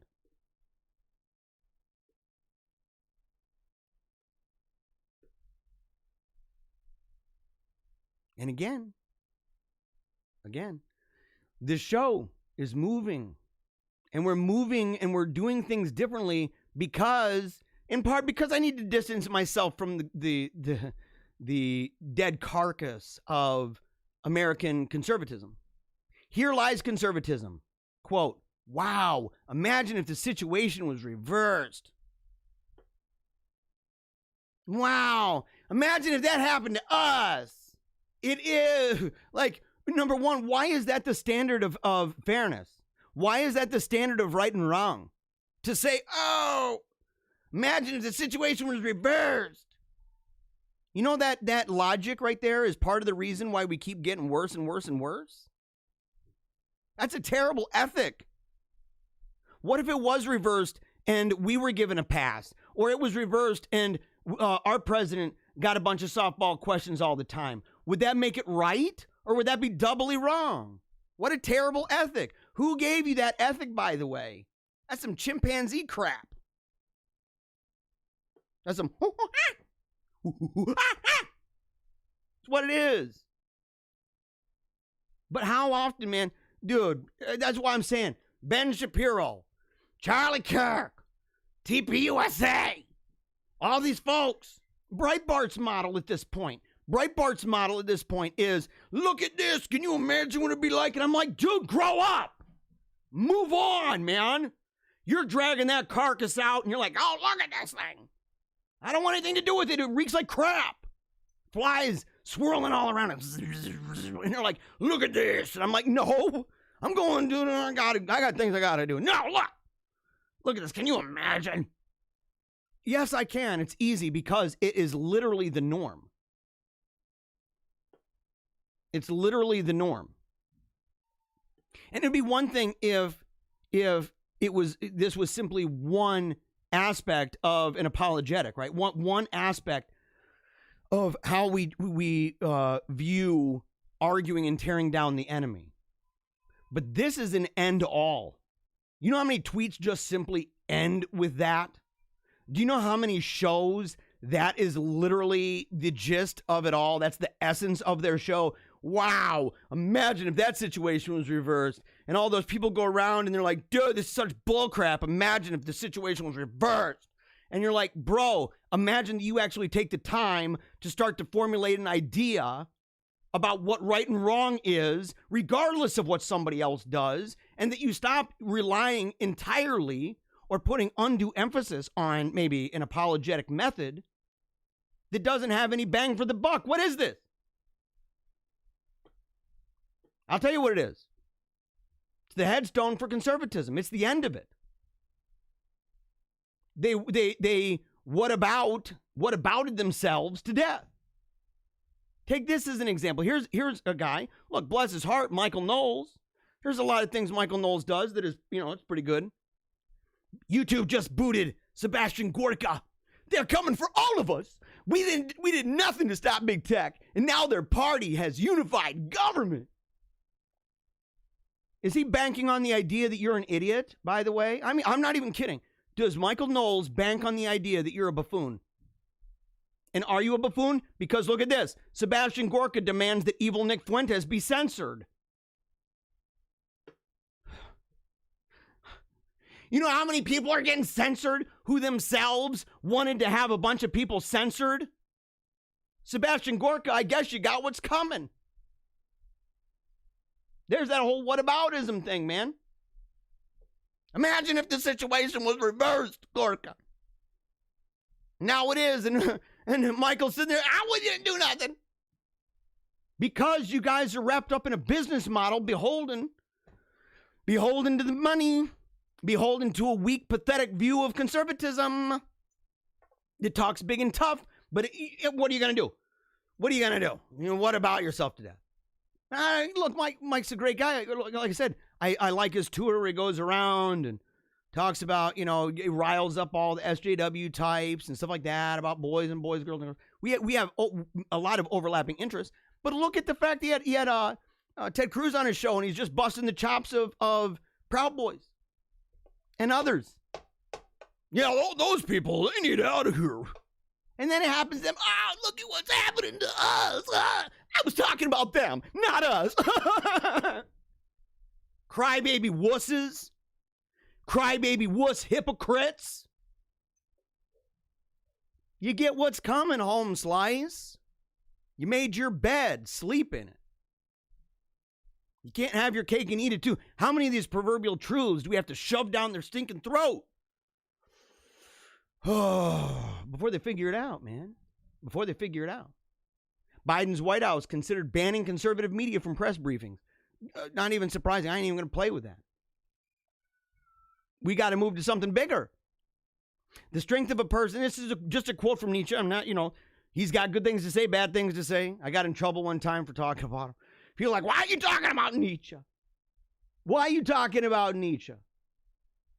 I say, because there are some things that people say that are good. Again, God can talk out of a donkey.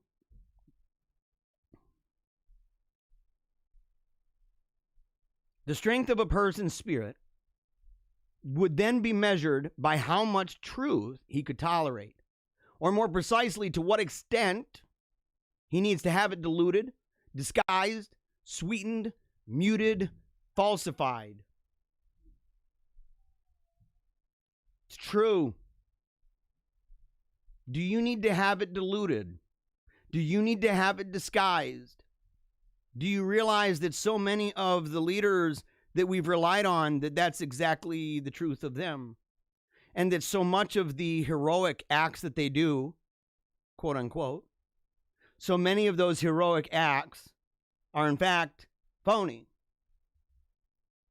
It's pageantry. Politics is pageantry. Modern politics. All politics to some degree. And that's why we have to know, and we have to say, okay, so if we know it's pageantry, what do we do? What do we do when we talk about it? Can we accept the difficult truths? And is it difficult to accept the truth of all the things I just said? I don't think it is. Maybe at one time, I don't know. Maybe it busted people's bubbles. It doesn't bust mine because I've known for many, many, many years. I have known firsthand, in fact, on both sides, that the city of God and the city of man are at fisticuffs. And it's a fight to the death, by the way. It's an all-out war, by the way.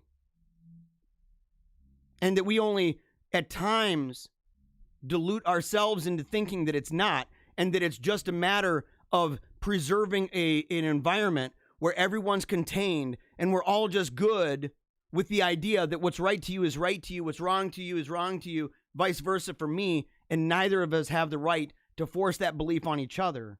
And the reason why I say we're fooled by that is because that itself is a belief. And what if I say you can't force that on me? What if I say, well, I don't believe that what's right to you is right to you and wrong to you, wrong to you. I believe there's such thing as right and wrong, regardless of what you think. You can't force that on me. But you're forcing that belief on me. I don't believe that. What? It's a mirage. It's phony. It's a convention that you've accepted. And who gave us that convention? Do you believe that Jesus Christ gave you that convention? That's about as weak as Douglas Wilson's argument that the Bible gave you free speech. I talked about that recently. I said, dude, go back and look, man. People were killed for what they said. Oh, but that was the mean God, and we have the new Jesus hippie one. Man, go to Iceland, dude. Go to Iceland, man. They play that one. They put him in a freaking dress. And the truth is, a lot of times the people who are crying out saying they need help, the truth is, a lot of these people, they don't even want help. They want attention. I like this meme. I saw it somewhere. I said, man, that's a good one. Some people don't need help, and it's all about perspective. In fact, there's a video I'll show on the next episode next week, right? Or when we can go to the new format. And I'm going to show it where it shows perspective. It's a lady, and she's like, she got the camera down low, and it shows this big double chin. And then from the front, and it's a wide face. And then from up high and at the corner, and she kind of turns her head, and it takes away the double chin, and it takes away part of the thickness and the width of her face. And she takes it away. It's about perspective. It's about the optic. And that's what a lot of this is. And because we're playing into this, especially with social media, a lot of this, we don't even understand. So many people don't. They don't understand to what extent the concepts regarding branding have taken root within their own lives. And that, in fact, they've become a brand. Even the expectations, it's not just external. It's actually penetrated within them. It's been magnified. Commercial branding.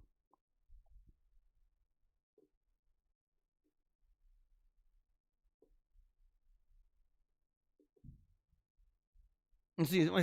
In the comment section, it says, Jeremiah, you have multiple creativity disorder. Multiple creativity disorder. What? I cannot wait to see what you can accomplish. It's going to be epic. I appreciate it, by the way.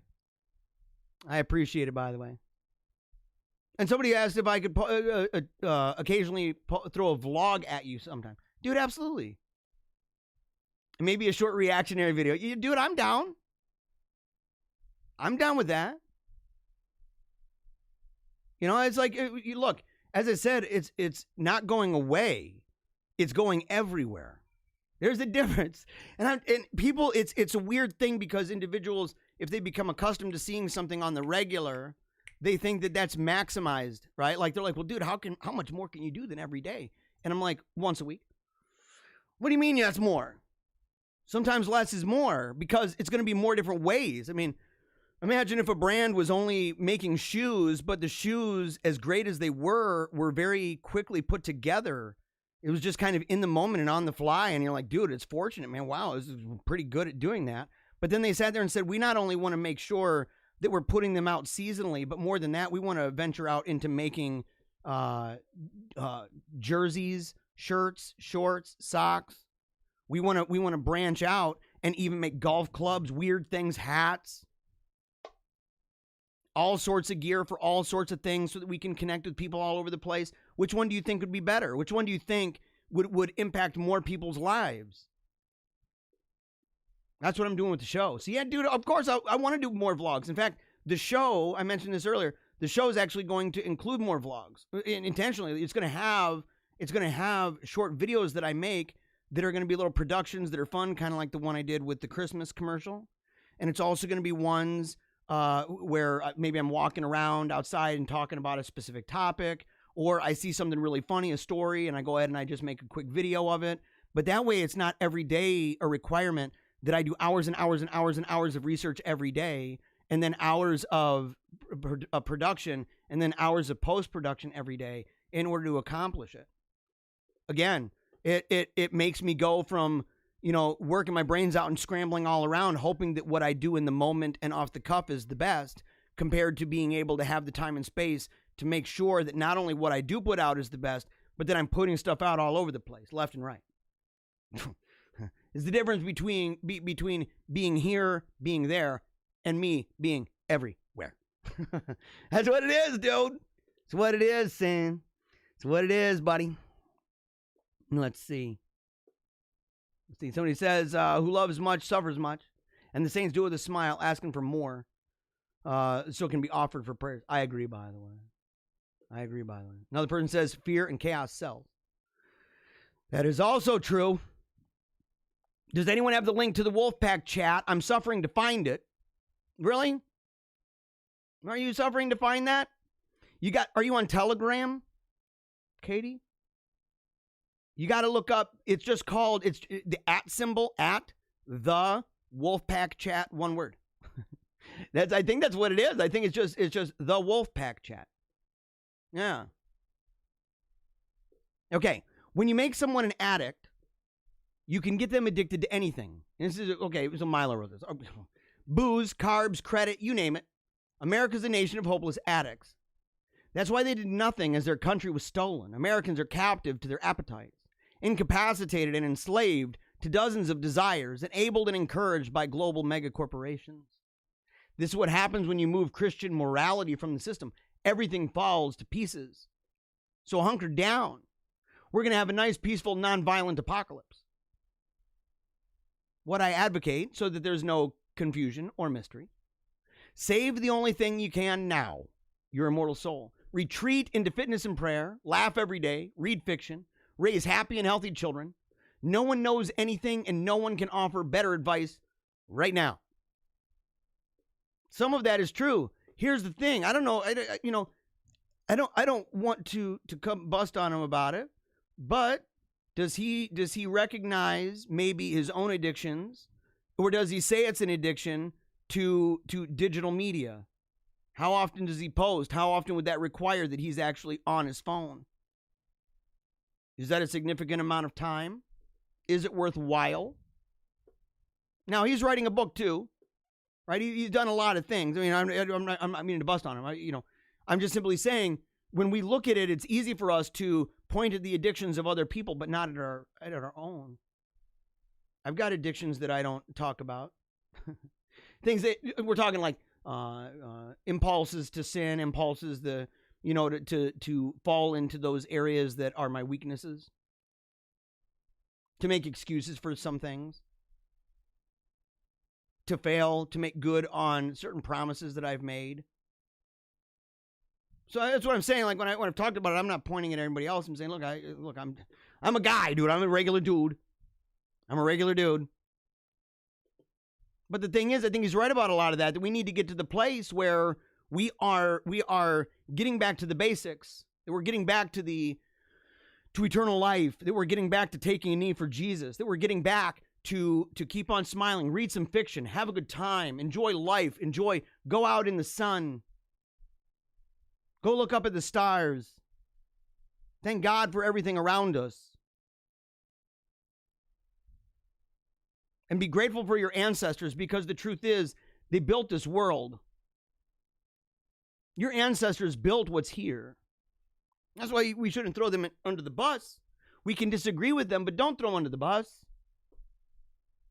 Don't hate them. Say, look, I can disagree with one thing or another, but don't pull a California. Don't pull a California and say we're taking George Washington's name off of everything. They're the iconoclast, dude. They're iconoclasts. They go around. They're the kind of people that would love to tear down those statues in the picture. The memorials of heroes. To tear it down.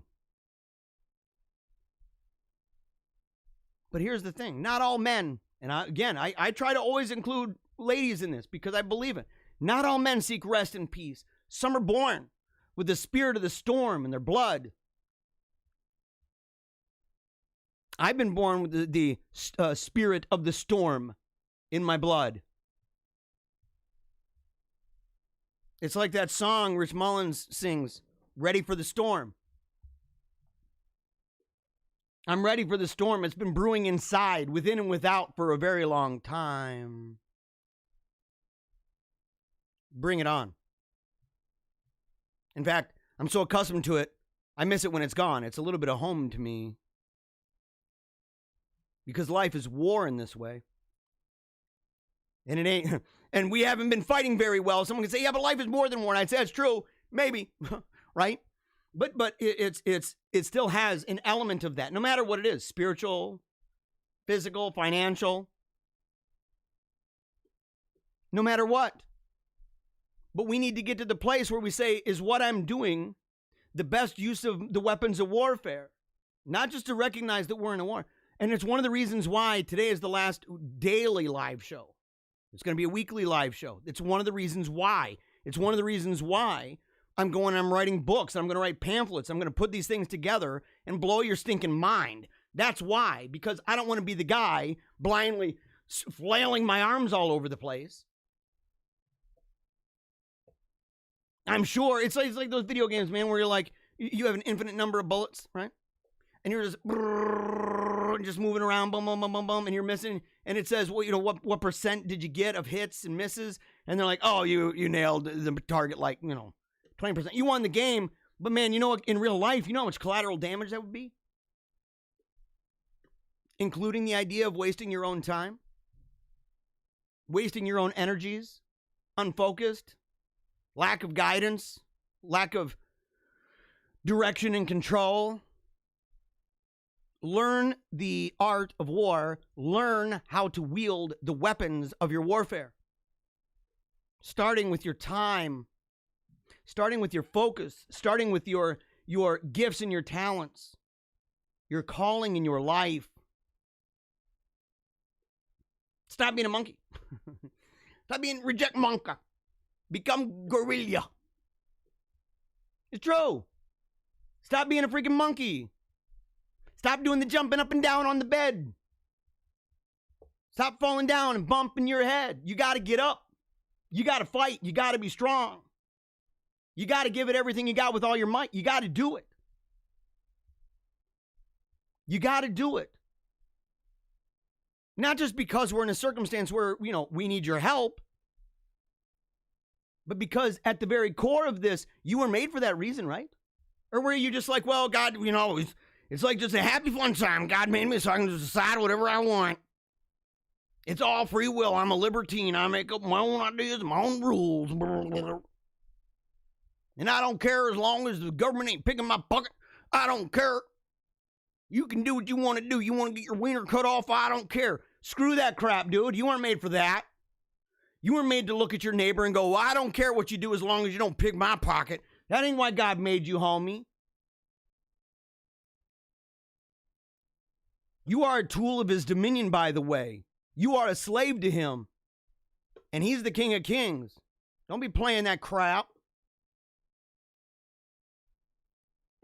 We got to look at the idea of courage, anxiety, and despair and realize that as we're marching forward, look, this is a big move for me. I've worried, in fact, that I'm making a decision that's bad. I'm like, I'm seeing the show begin to rise and more people are beginning to watch and all this stuff. And people are sad because I'm going to go to a weekly format instead of a daily one. They're all sad and they're like, why? Why are you doing this? Why? And I'm like, I'm biting my nails thinking, am I doing the wrong thing?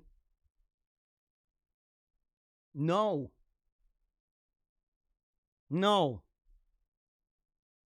Because in the end, I'm a combination of all three of these things. Courage, anxiety, and a little bit of despair. Right? I look around and I despair of what's going on, but I can't allow that. I cannot allow that to be the sickness that leads unto my death. I cannot allow the anxiety to be such that it overwhelms the courage. I need to have the courage. Look at courage in that. Look at courage in that. Holding on to despair. Despair is ready to go. And courage is grabbed the hand and grabbed the arm. Has a knife in the other hand. Peeking around the corner. Evaluating the situation and moving forward, but leaving nobody behind. It's fullness of you. The fullness of me. And courage. Foresight. Attention to detail. Focus. The maximizing of all the gifts and talents that God has given me. It's where I've got to be. It's where you ought to be. Because in the end, God provides the wind, but man must raise the sails.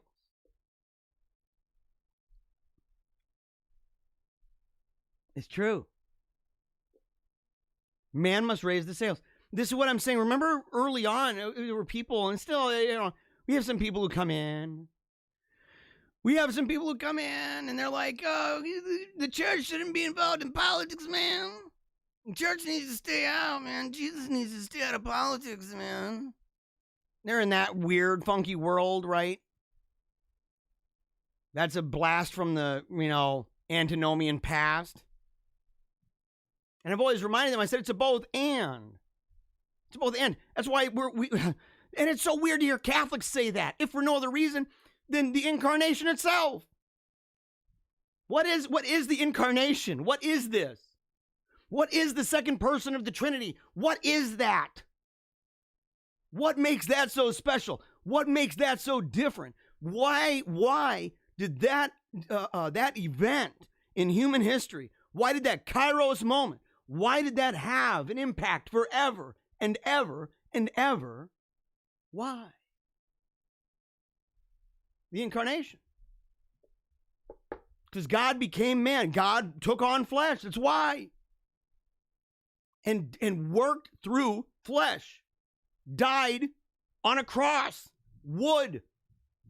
There was no waiting for the magic. Even the rending of the veil in the temple was due to an earthquake.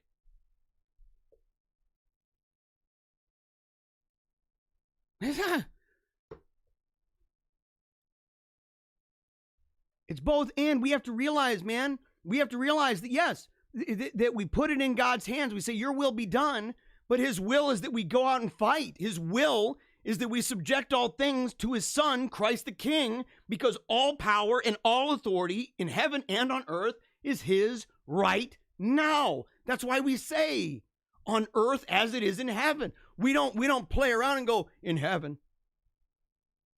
In heaven. What a funky worldview, by the way, that is. To say, well, your will be done up there or down here. It's all about us. And please keep your nose out of it, God. Keep your nose out of it. This is our business. This is the city of man. And we get to make all these decisions. And we're not going to base them on anything to do with, Jesus. What a freaking dumb crap.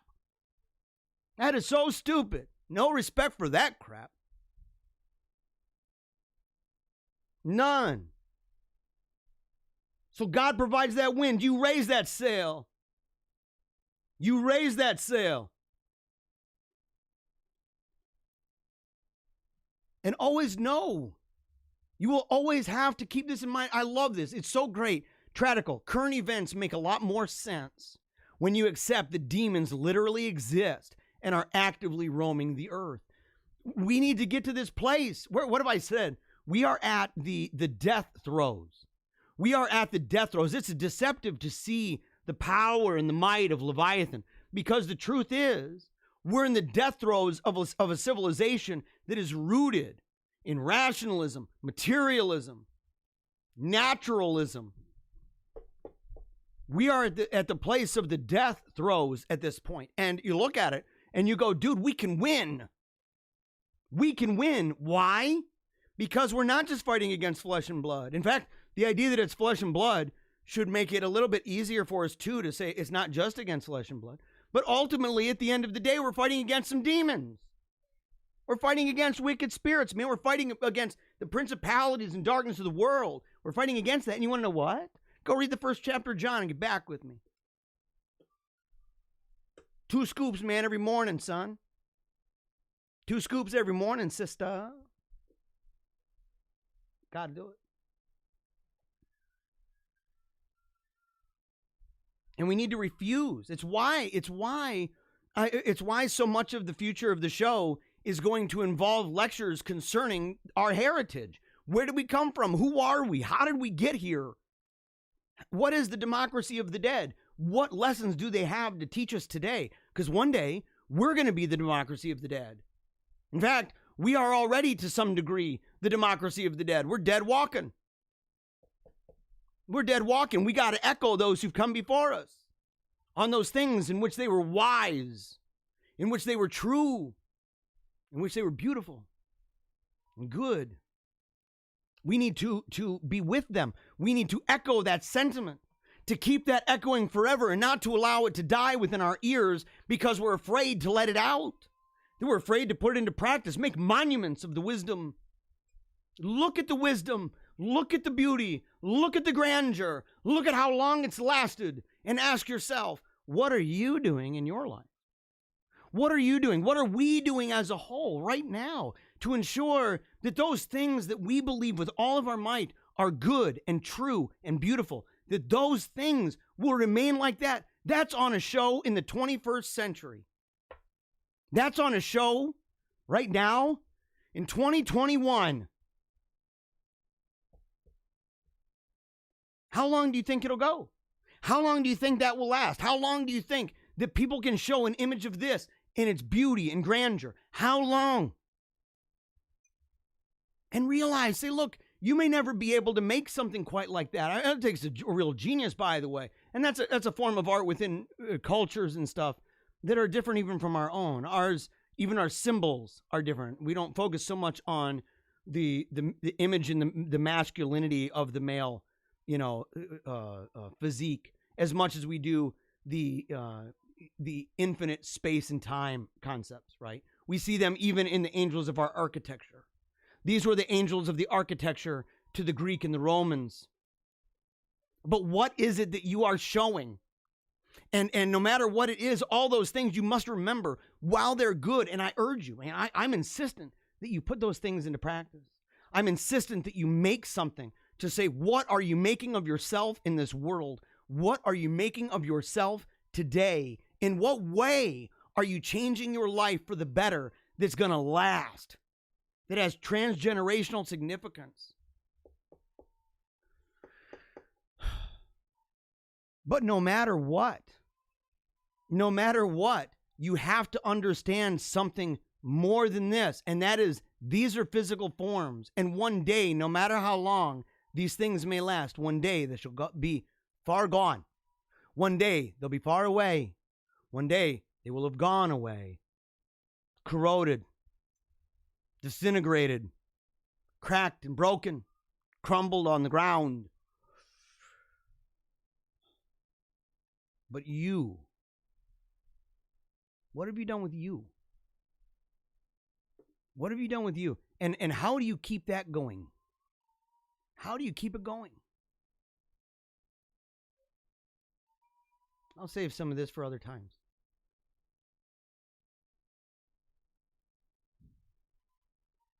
Here's one way you keep it going. Children kneeling and praying. Look at the transgenerational unity of this, by the way.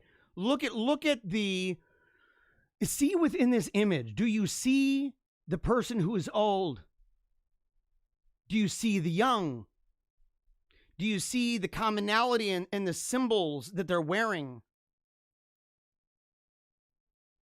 Do you see the combination of modern architecture for that time, and yet material that may be, in fact, quite old? Do you see the harmony of these things? It's the beauty of our position that we make from those things that are ancient, that we make these things anew, because God is working through me and through you. And that we can see we're not detached. We're not LARPing and escaping in the past. We are not just simply in the future, playing the whole Star Trek thing in our brain. It's all going to work out like Captain Kirk said, remember? We're not doing that. And we're also not LARPing. We're being real with the things we've got, caught in the tension between the past and the present. Beautiful tension. But look at it and say, look at the way, the behaviors, the posturing in prayer, the modesty, the standard of humility that a woman is even veiling herself with a beautiful veil, praying at a kneeler. And you can see the combination of these things. Look at the respect for the past, by the way, and looked at the hope that the past has for the future, and look at the symphony, hear the sound, close your eyes, soak it in, then close your eyes.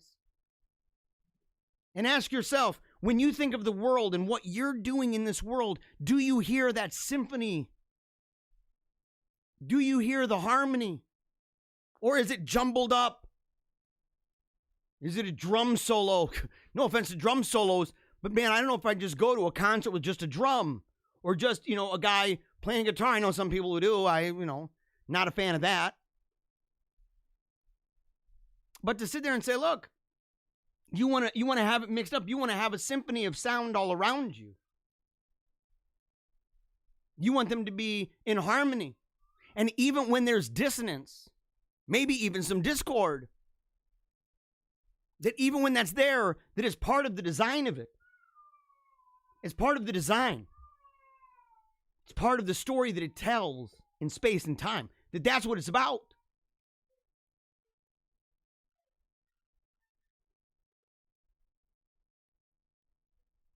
Not just with stuff to do with the show, but the idea. Look, by the way, one of the reasons why we're doing this is also because when I'm doing this show every day, you're talking about doing a weekly show. When I'm doing it every day, it's really tough to get stuff cleaned up, man. It is. It's kind of hard. Home is next to heaven. This is by Virtuous Maiden.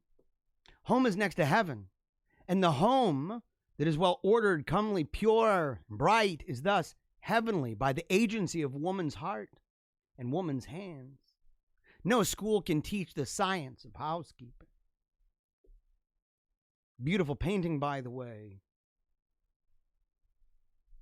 We live in a day and age, by the way, where that's shame. I know, in fact, there might be people, I can't imagine the people listening to the show, but maybe.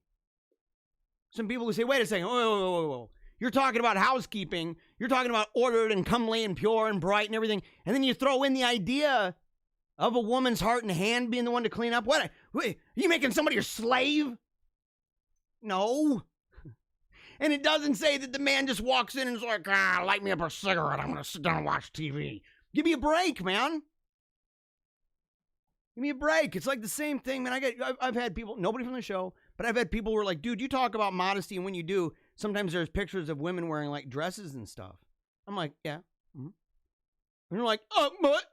Are you trying to tell the woman that they shouldn't be what Coco Chanel wants them to be? Are you saying that, the Freemasonic standards of women's attire? And if you don't believe that, read Alta Vendita. The idea, oh, well, yeah, it took war. It took going off to war and having the ladies do a bunch of this stuff to have them all of a sudden tossed into some pants. And it was controversial at first, kind of like contraception. And then people accept it, kind of like every single decision that people make. But the idea of getting back to that place where I'm like, look, I need to get back to the place where I'm helping clean up. I make a mess. I need to dress modestly. You ain't going to see me in a mankini. You ain't going to see that. You'll be glad for that, by the way. Be glad for that. And for now, you'll always be glad. No one's ever going to be like, dude, you're never a mankini, bro. Never a mankini. Ugh.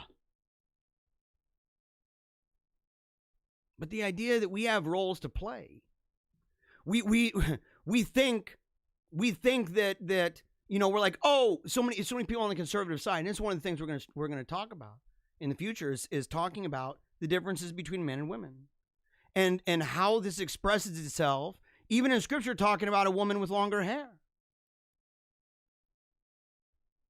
and how a man should behave with his hair. And why is that? Like, what's the logic behind that? Or what's the logic behind Paul saying that a man should not have a covering over his head when he goes to church? What's the logic behind that? Why? Why were those symbols? And is it just, well, that's just the culture? Well, then why is Paul wasting our time? Why is Paul wasting our time? Why does Paul waste our time with the idea that women should not teach or usurp authority over man? Why do we do that? Why are there gender appropriate instructions, by the way? and limitations, by the way. Why is that? Did we just evolve past that and say, well, we've learned now that those were a complete waste? Is that true? Do you believe that in your heart for real? And do you think do you believe that the assumptions that are often maintained by people who kick against the goads of gender roles or symbolic ways of dressing that make distinctions between men and women, even whether it's clothing or hair or whatever it is, and especially depending on situation, that if people in the conservative side are against that sort of thing, do you not see that those same assumptions of equalitarianism are the very same assumptions that lead to the idea that maybe we can cut our wieners off because we think we're a girl, or that it doesn't matter, or that there's no difference between men and women at all, and that very idea, someone can say, well, I'm not saying that far, and I'm like, I know, but it would be ridiculous to pretend that the assumptions that led us to that place, the assumptions, the realities, and in fact, the tactics, again, go read it. Read about how this happened. Those things don't flush themselves out in space and time in such a way that will logically, without sacrificing validity, will lead its way to the place that we are now decrying as too far. Tell me I'm wrong. Tell me I'm wrong. Show me I'm wrong. Don't just tell me, show me. But no matter what, we need to get to this. We need to get to this, guys. The only bird that will peck at an eagle is the crow. And I want to know if this is true. Unbearable gravy train. The only bird that will peck at an eagle is the crow. He sits on his back and bites his neck. The eagle does not respond or fight with the crow. It doesn't waste time or energy on the crow. It simply opens its wings and begins to rise higher in the sky. The higher the flight, the harder it is for the crow to breathe. Eventually, the crow falls due to a lack of oxygen. Stop wasting your time with the crows. Just take them to your heights, and they'll fade. May you fly to new heights and crush. Totally true. It's totally true. Now, how far up is that? Where is that? Oh, there it is right there. I'm going to leave it at this. I'm going to go ahead and I'm going to talk a little bit to the people in the comment section, in fact. I'm going to leave this up here.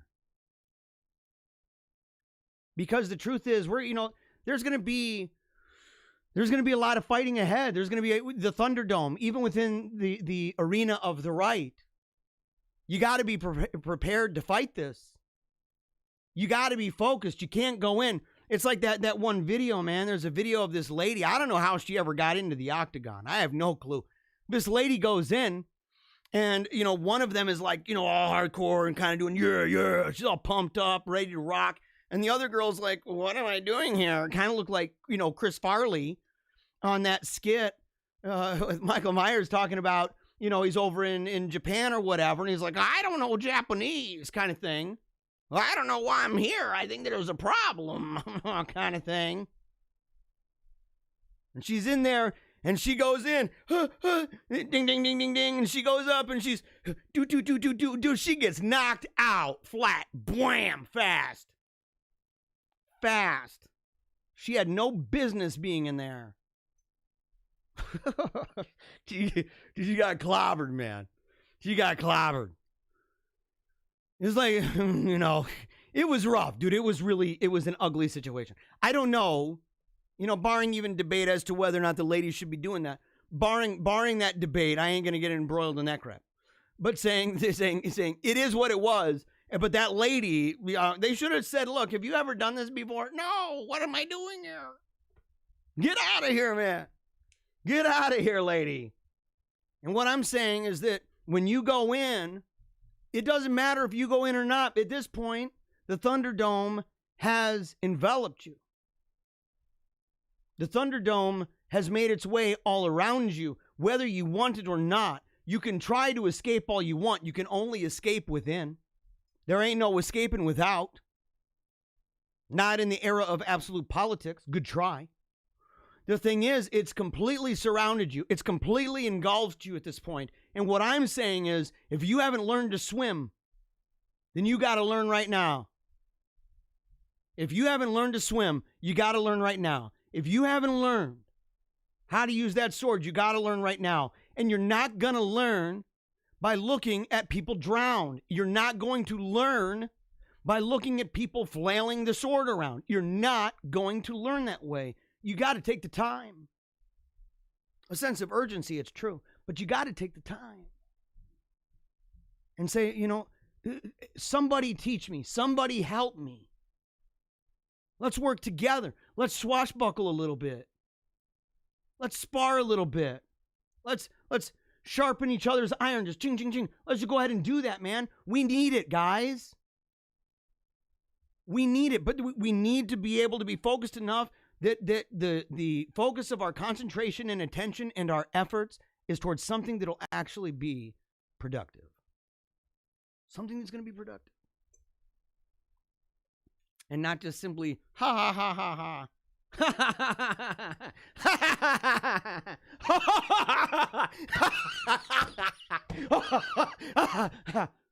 You're going to laugh yourself to death. You're going to laugh yourself to death. You're going to, and not just yourself, you're going to laugh an entire culture to death. I ain't going to do it. I ain't going to do it. I'm not going to allow those crows to get me down either. So I'm not going to allow the giggles to distract me from what is important. I'm not going to giggle my way flippantly to the grave, because to the grave we shall go. To the grave we shall go. When we do, nobody knows, but the truth is, you got to give it the best you got. That includes laughter, which is why we say keep on smiling, man. It includes laughter, but we have to be able to focus. We have to be able to learn. In the comments, Maya says, keep speaking truth, Jeremiah. American flag, prayer hands, mega buff right arm. You got me. You got me. 70 says, I say again that I wear my tinfoil hat proudly. It's true. You know, look, we wear a little tinfoil every now and again on the show. But the thing is, we haven't been wrong so far. How many people, by the way, were telling me, I hope you all remember around the time of the election, where all those people are like, oh, man, he's got it wrapped up, man, 100% it's going to work.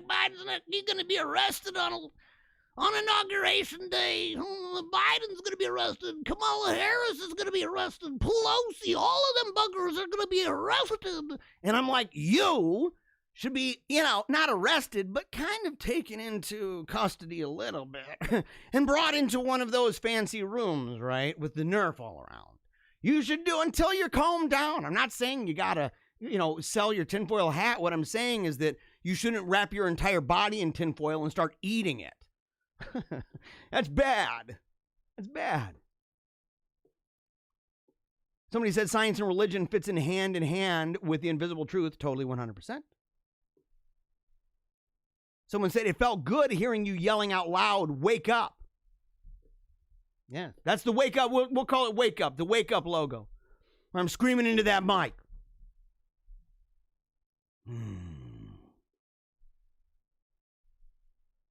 Let's see here. Someone wrote, we don't have to apologize for being white or any color, or for questioning asinine policies, or for believing in God, or for standing for justice. Being politically correct is just another face mask. Somebody said exactly what I said. How dare you? A commercial in the middle of my rosary meditation on Jesus' life. Dude, yes, totally. By the way, MS EV Live, I don't know if we've ever met. I don't know if you're a guy or girl. I'm sorry. But here's the thing, though, about it. Live, love more. Okay. So here's the thing about it. Doesn't that drive you nuts? Commercially formatted, so you get on YouTube and you're sitting there and you're doing a rosary meditation or something, and all of a sudden you hear some promo for insurance. Some propaganda BS. Buy this medicine for erectile dysfunction. You got diabetes? Buy the medicine. You got bad breath?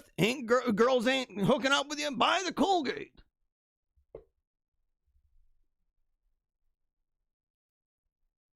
Yeah, too much. Too much.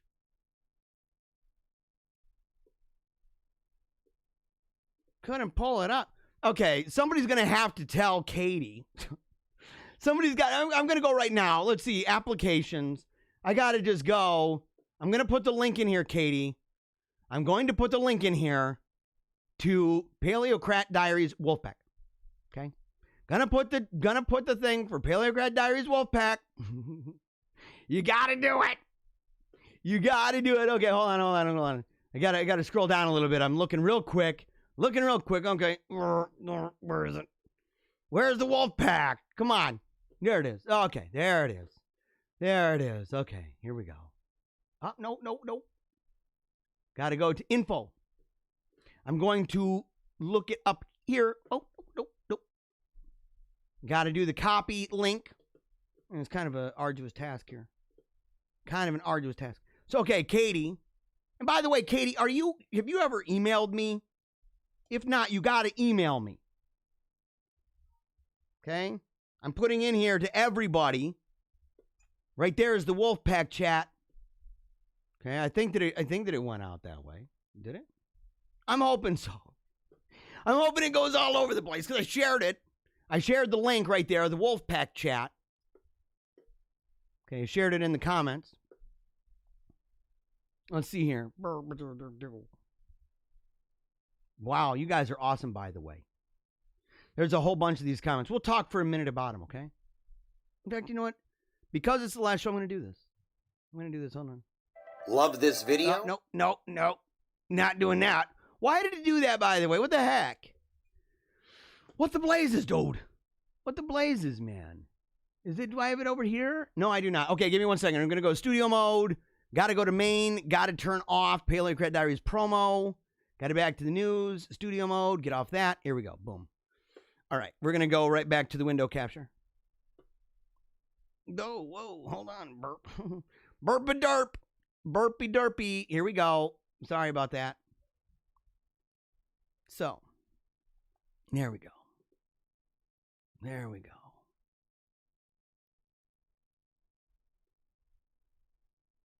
Yeah, so I'll talk to you guys for a minute here, okay? Because we're done. It's been, 2 hours, 2.5? We're good. We're not even at 2.5. We're not even at 2.5.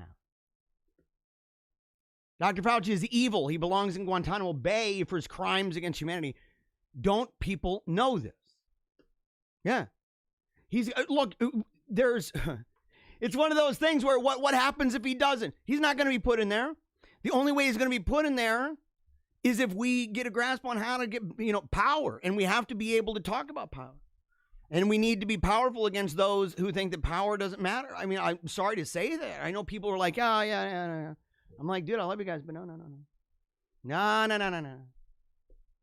Let's see. Stephanie says, Katie, I have them on Telegram under Paleocrat Diaries? Paleocrat Diaries. I was going to say, I'm not Paleocrat.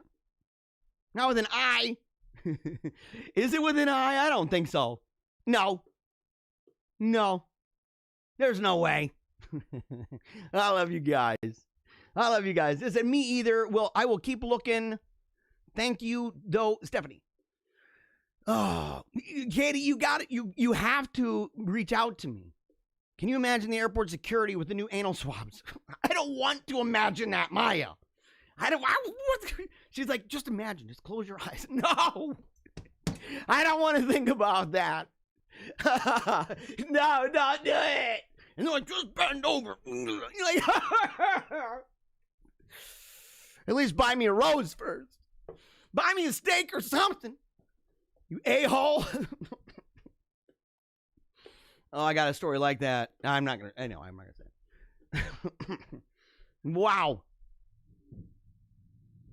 Wowzers.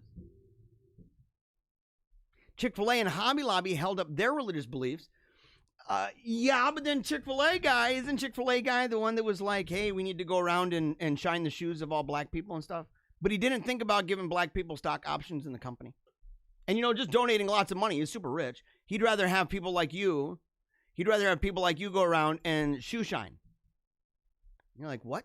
I don't think so. You can keep your dumb ideas to yourself. Let's see here. Yeah, look what's happening to Mike Lindell. Totally true, by the way. I'm thinking about buying one of those MyPillows. Katie says, you get what you got coming, home slice. Totally true. Totally true. Robert says, howdy from Southeast Michigan. Howdy to you. Very glad you're tuned in, by the way, Robert. I'm glad you tuned in, man. Oh, yeah, okay, Katie got it, man. Katie got she got the link. Okay, good. Good. If you don't have the link, you got to go make sure to find it. And you can follow me on Telegram because Facebook, there's a lot of people who may even be my friends. And I'm sorry, if I drop you, you're like, man, I want to see what's going on with Jeremiah. And you go to my Facebook and you see we're not friends. You got to reach out to me and say, look, I'm a fan of the show. I'm part of the Wolf Pack and I'll add you. But if you're a friend and you have not commented or you haven't sent me a message before, there's a good possibility that I'm going to drop you because I am not going to use Facebook for like just blasting out, political opinions and crap. I hate it. I very much dislike Zuckerberg. I very much dislike everything about Facebook. I think it's a monstrous waste of time and it's a rapist of all of your information. And I hate it. A huge liar. Everything that's bad. I say, look, I just throw it on Facebook. Let's see. I have no idea what that is. Something about, I'm not even going to read that. What's wrong with that? Yeah. It says, you're definitely doing the right thing, I believe, Jeremiah. I'm glad. I'm glad that you think so. That's totally true. I'm grateful for the people. And look, man, I got to tell you, I'm super grateful for the ladies. I am grateful for the ladies. I don't say it enough, in fact. Look, I know that there's a lot of shows online of people who talk about a lot of these topics. And the truth is they don't really focus in a way on family and parenting and recognizing the valuable gifts and talents of the everyday Sally Sue. They talk about Johnny Q all the time, and Johnny Q's need that, right? But it's both. It's both. And I've tried from the beginning that I say, this is the show for Johnny Q and Sally Sue. I try to say, you guys and you ladies, I try to recognize the valuable contributions when I see memes that say, talking about heroes and legends and myths. When I saw those and those memes and stuff, and it says, man, a man is this, a man is that, I've included you. I believe in you, by the way.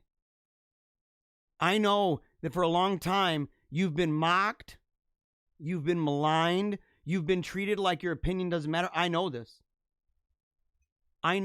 It matters to me.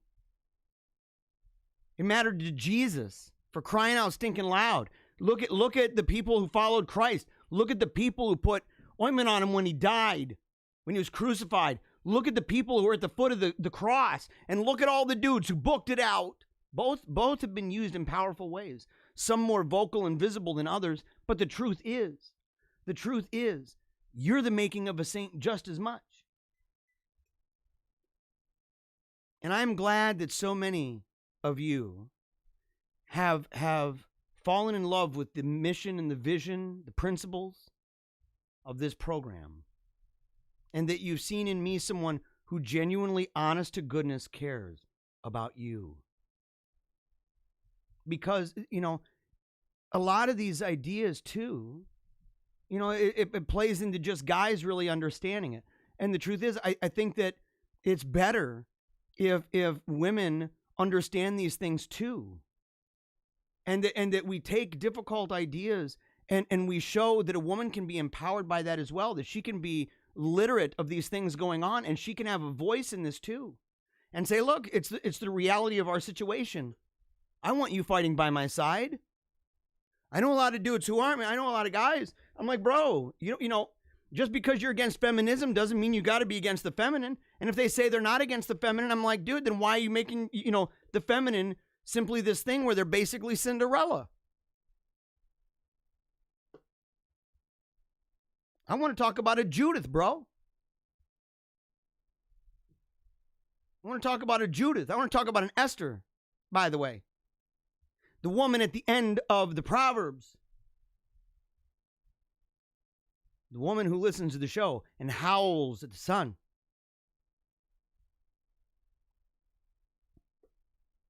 So I'm grateful. You just don't even know. And I know in my heart that you appreciate it. We're going to be making topics. In fact, I've got a really cool book by Father Lassance. It's a manual for girls and how to raise girls right. It's excellent. And I'm going to do videos about it. In fact, I did one already, but my style has really changed. And so, I really want to, I'm going to talk about similar topics, really hone it in. It was kind of a last minute thing. And I'm going to make it really good, and we're going to make a great video that talks about how to raise boys and how to raise girls. That talks about, how does a dad have a relationship, and in a way that's not just this distant thing, but is actively involved with the raising of the daughter. And that he's a really important person in that regard. I know what it's like. I've seen it. In fact, it's kind of a family problem, not in my home, but in my family, where there have been some dudes who may not fully appreciate or even accept the impact their negligence has had on their daughters. And those daughters become women, and that negligence can often end up becoming this terrible, wicked thing that consumes the heart. Am I right? So I love you, ladies. And I know you're going to keep tuning in. You're going to tune in more than the guys. The guys are going to be like, man, he's going 1 day a week. They're going to be too busy. They're going to be too busy and be like, well, I'm going doing this, and that's good. Man of action, whatever. But I'm going to have a lot of ladies, man. We're going to have a lot of ladies. It's the way it works. It's the way it works. I love you. I love you. I love you. I love you. I do. I love you.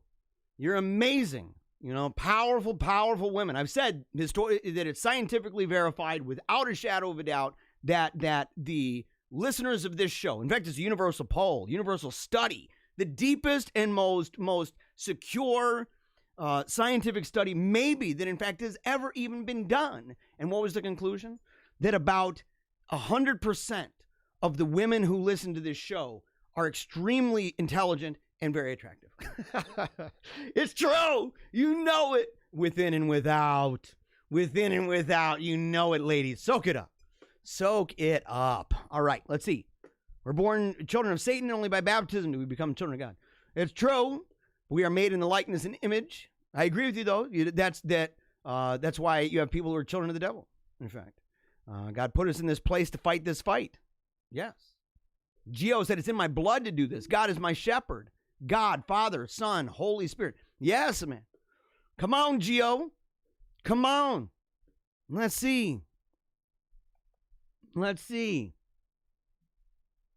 We all will meet together on our knees before the sovereign Lord and Master of creation, Jesus Christ. David the Hermit. Dude, yes, bro.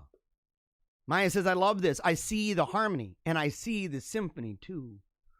It's true. Talking about all the gifts and talents put together, that we need to cause those things, that even when it kind of goes chaotic, that it's part of the buildup, right? It's part of the buildup. It's part of a story. Let's see. David says, a good backhoe operator is like a good wife. They can make your day wonderful. Totally true. A well-trained husband knows when to be quiet. Dude, bro, yes. David the Hermit, if you weren't a hermit, bro, I'd be like, hey, ladies, you got to go over to David. David's taking numbers right now, okay? David's taking some numbers. Stephanie says, mankinis should be outlawed. I agree with that. That's why you'll never see me wear one. Never. Even if I had the physique, even if I was like mega buff and stuff. I would prefer just having a loincloth or maybe, a leaf or something, but not a mankini. No way. No way. Katie says, as a housewife myself, there's nothing compared to a woman's hand in the home. Tradition is the standard of that you ask me. Katie, I'm not worthy, Katie. I'm not worthy having you listen to the show. You're amazing. And I'm so glad you found the Wolfpack chat on Telegram. You need to reach out. I want to connect on a regular basis. I'm so happy that you're part of this. And we got to make sure, if you haven't subscribed yet, if anybody hasn't, if you haven't subscribed over at paleocratdiaries.com, please go do it. Do it as quickly as you can. And that way you can keep up with everything we're doing. Okay, you need to. And Telegram will be the main social media platform for now. I mean, as long as it keeps going and I'm able to say what I want to say. Let's see.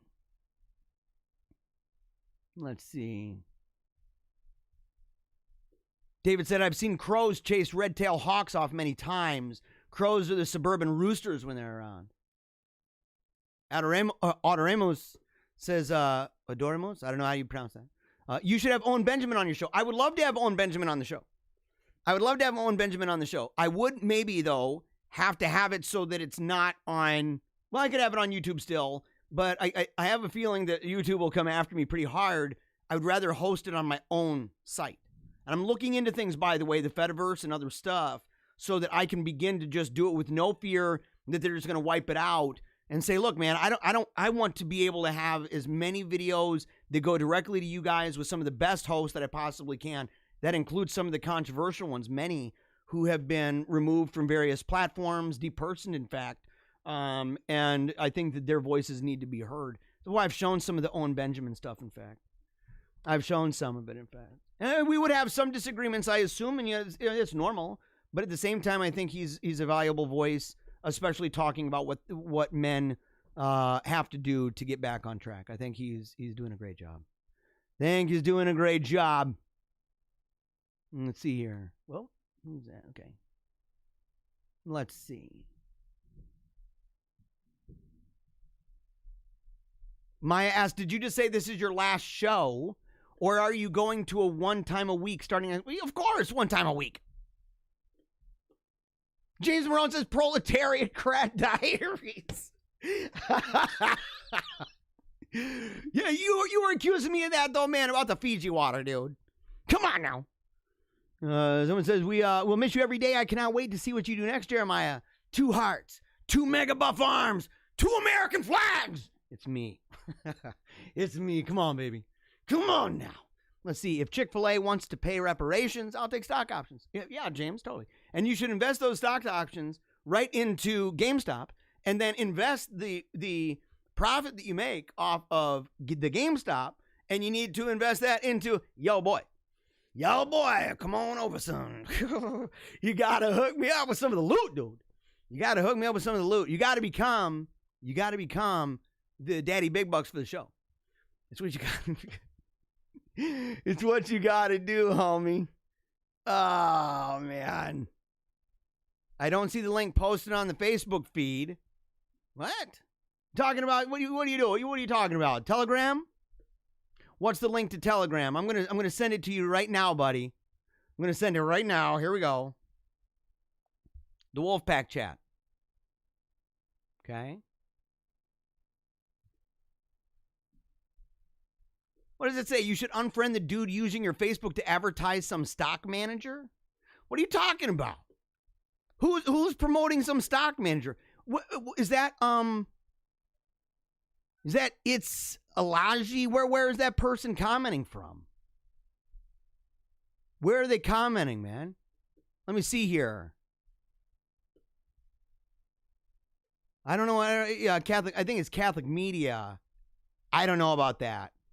I have no idea what that is. You got to tell me, man. If somebody's on my stuff, dude, I'll ban that person. I don't care. I don't care. You got to take that crap out, man. You got to take that crap out. Let's see. I'm going to teach my future daughter that real female empowerment comes from your finger around a trigger.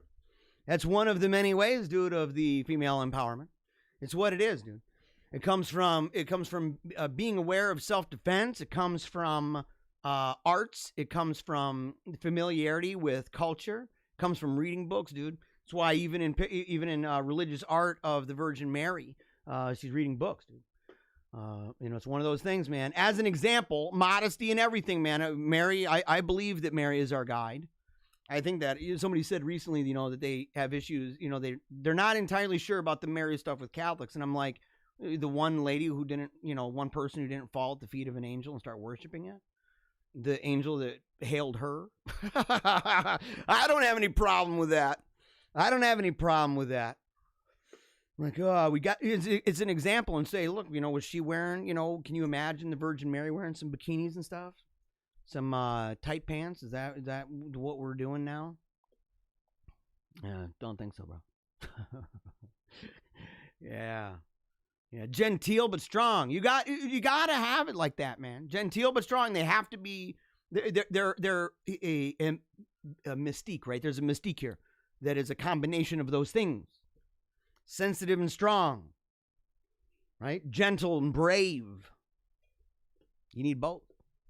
And you need to instill that and to recognize it within ladies. Not just instill it, man. Recognize that that's part of the way God made them.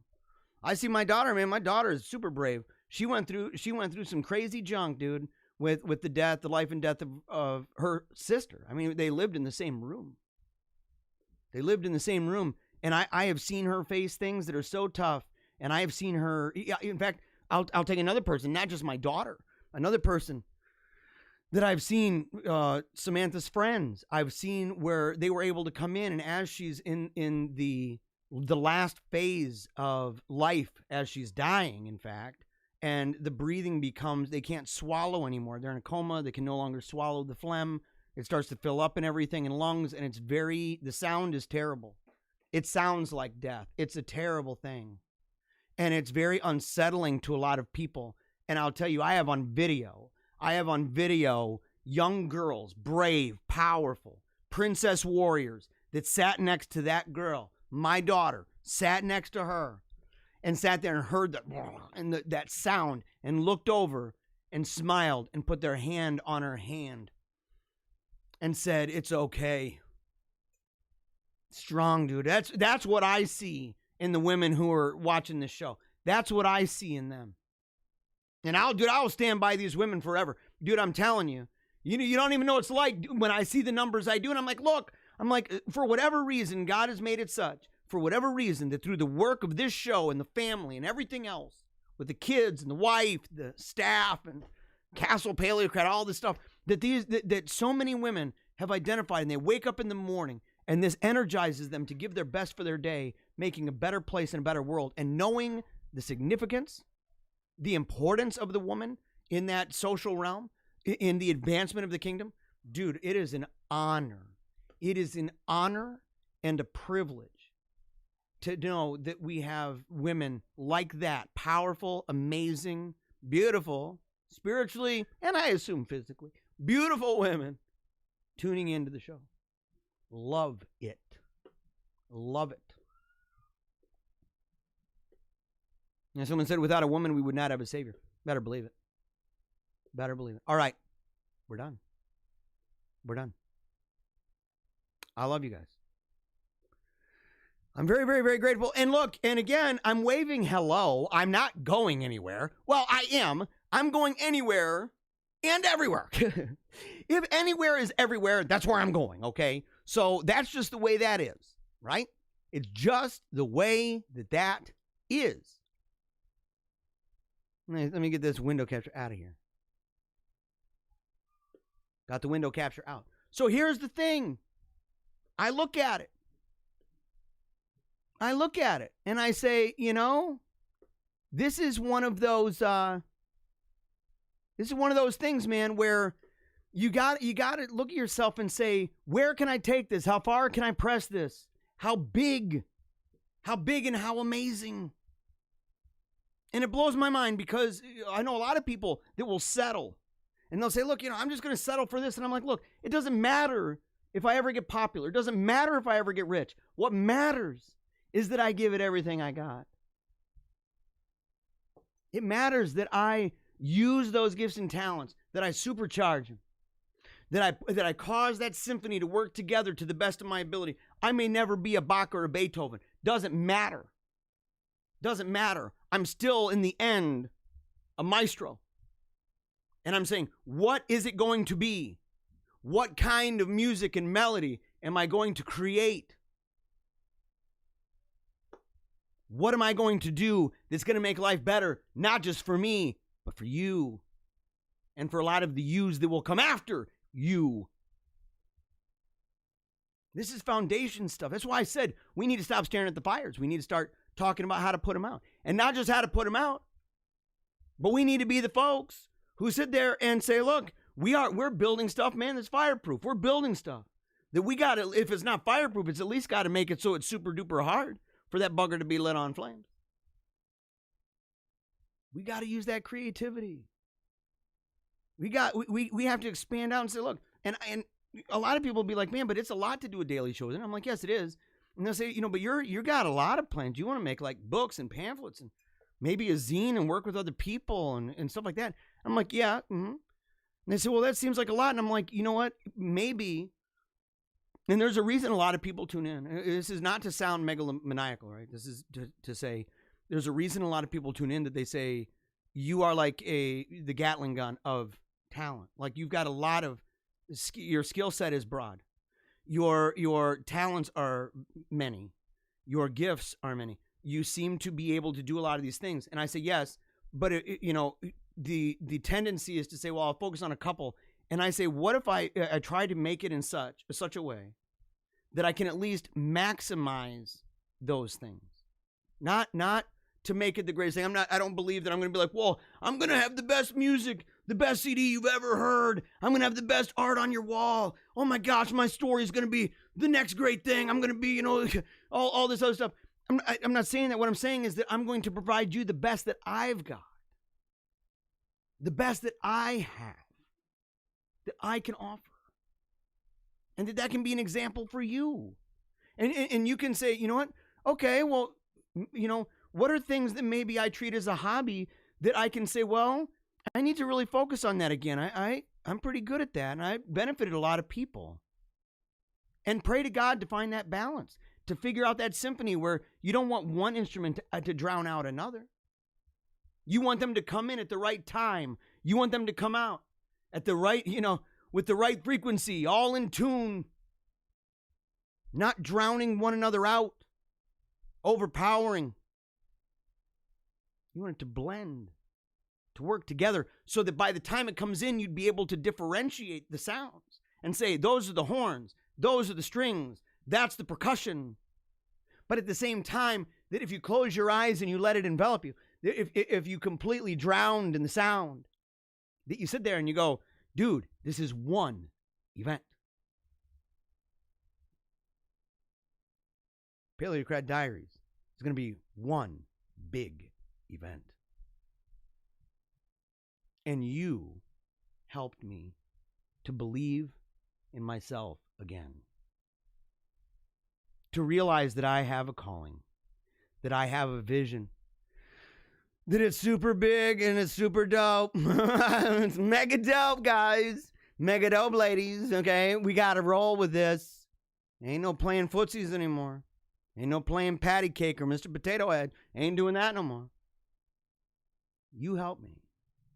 You helped me believe in me, and you helped me to get to that place where I was no longer afraid, because I was. Where I no longer held despair for my future and felt meaningless, because that's how I felt. And it was because of you. God through you. It was God through you that worked in me. And so I am indebted.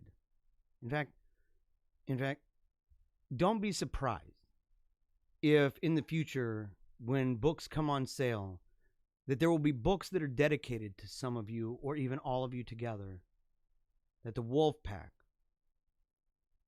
that's a significant thing. Maybe even dedicated in title. It's a powerful thing, and I hope that you can see within me that maybe just for kicks and giggles, you can go back and you can look. And I'll close on this. You can go back and look. And you can say, what was Jeremiah like on that first episode? And don't judge me too hard. It's boring. You're going to want to skip around. Even the second one, I don't know how many. I stopped at like 2 or 3. I'm like, I don't know, no highlights from that. And watch, by the way, we're going to be making a lot of highlight reels and sharing clips of some of the best segments that I've done. I've done, 120 shows? That's a lot of time. It's a lot of time. And so it's going to take a while, but we're going to find these clips and these segments and share them so that you can share them with your friends, and they'll be timeless. Not tethered to some political event, but timeless things. But go back and look, and when you see what I'm describing to you, the development of this show, even in the optics, look at it. In the way that it looks and sounds and feels, all of this stuff. When you go back and you see this, and you see the development, number one, I want you to recognize the progress. And number two, I want you to believe me and to listen closely when I say that at the heart of that drive and motivation, at the heart was a doubt that became a confidence. And that doubt transforming into a confidence was the result of a relationship that had begun to bloom between the man who doubted and those who tuned in. You. So I'm not joshing you or exaggerating when I tell you that I'm grateful and that I know you'll keep tuning in. You'll keep tuning in. Phase 2 of Paleocrat Diaries. Hold on a second. We got to get the kids down here. Hold on.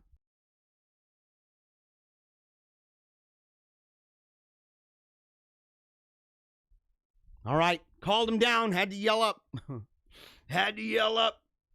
Okay, and you got to make sure, Paleocrat Diaries, you got to make sure that you go and check it out, paleocratdiaries.com, as well as the Wolfpack chat. One word, there's no space, just the Wolfpack chat on Telegram. If you go and you look that up, that's going to have announcements regarding what day and what time. We're going to do a poll. I'll let some of you contribute to the idea of the poll to find out when we are going to host the show. And it's going to be, as I said, I'm going to make it 3 hours long. Okay, so it's going to be a one-time-a-week show. And we're going to decide weekday or weekend, day or night. Okay? And it's going to be mega dope. Okay, you're going to love it. Is Mama coming down? I don't know. What? I think they changed the newspaper. What? Oh, but Lou's awake. Oh, okay. And look, I've said this before. If you look behind me, you can see the future. Isn't it amazing, actually? When you can look behind and see ahead. I can see the future right now. And I will tell you, the future is super smart. The future is super creative. The future is made of heroes. Heroes, legends, and myths. And they've got amazing names, by the way. They've got amazing names. Athanasius. This one. My teenage boy. Ambrose. The one who made the Wolfpack, Paleocrat Wolfpack drawing. Teresa Avila. And she's going to hate this, but she's my big T-Bear girl. I love her with all of my heart. She's my brown-eyed princess girl. And I love her. She's the one that I said was brave. Is Mama coming down or what? I don't know. Go get her right now. We're signing off. Go get her right now. There you go. Look at this. Yeah, all you guys go get her. Go right now. Get out of here. Go. Go get her because we're signing off. If she's changing diapers, she's changing diapers. But the truth is, that is the core investment. And that's been the core investment of the show. I think it's why we're so good. Oh. She's coming? Both of them are right there behind you. Get out of here right now. Go. Get out of here. I'm all bragging you guys up saying you're doing a good job. You better get out of here, dude. I'll crush you. I'm saying you guys are doing a good job. I love them. Why I oughta. They're hiding behind me. I'm like, get out of here. Get out of here. That's the future, guys. That's the future. No. But here's the thing, I think it's the reason why we've done so well. I think it's the reason why is because the family has been at the heart of it. I think the family has been at the heart of it. She's coming. She's coming? Okay, good. She better get down here. Was she changing diapers? Is that what was up? Yeah. Okay, well, I guess we can forgive her. And if I don't, I'm in big trouble. But because the family is at the heart of it all, be careful with little Wolf. Be careful with little Wolfie. I want to hold Wolfie for this one. Mama can hold little Louie. Let me see little Wolf. Let me see this guy. Yeah, look at that. Look at little Wolfgang. He was born, by the way, since we began the show. Okay, I think it was like episode 6 or 7. He was born before the show. No, he was born on like episode 6 or 7 because I had to take a break. And I have a picture of the Wolfgang thing. Because he shaved his beard. He came out with a beard and a battle axe. Didn't you have to record the day before? I had to record the day before and send it, yeah. But not live. Exactly. Yeah, let's see him. Oh, there's little Louie. There's little Lou. So we want to say thank you. I want you guys to say thank you to everybody. Say it real loud. Say thank you. Thank you. Yes, we are grateful for all of you. And there's that song. Oh, it's over. It's over right now. Look at this. Anyway, to learn more, paleocratdiaries.com. If you'd like to be interviewed, and we're going to have a lot of those, paleocratdiaries@gmail.com. Super easy, super quick. Email me. Email me. If you'd like me to do speeches, all that stuff's available on the service page at paleocratdiaries.com. You can find out the cost. It's all negotiable anyway. Super easy. I'd love to do speeches. I'd love to do lectures. If you'd like me to come in and talk on any of these topics, make sure to do it. Or any other inquiry you may have, comment, questions, criticism, doesn't matter. You can send that to paleocratdiaries@gmail.com. Tonight, we are going to be recording a new episode of Paleo Cheese, where we're going to watch Birdemic 2, because Birdemic, we watched that last week. Make sure again, paleocratdiaries.com, telegram.com, to find out exactly when we are going to be back on this upcoming week. Until the next time we do this, next week, until next time, never give up.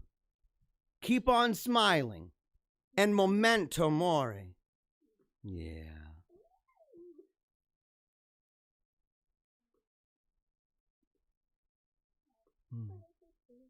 What the blazes? My ending. Normally I just go to end and it's not in my ending. What the heck, dude? What in the blazes is going on? Now we're vanishing.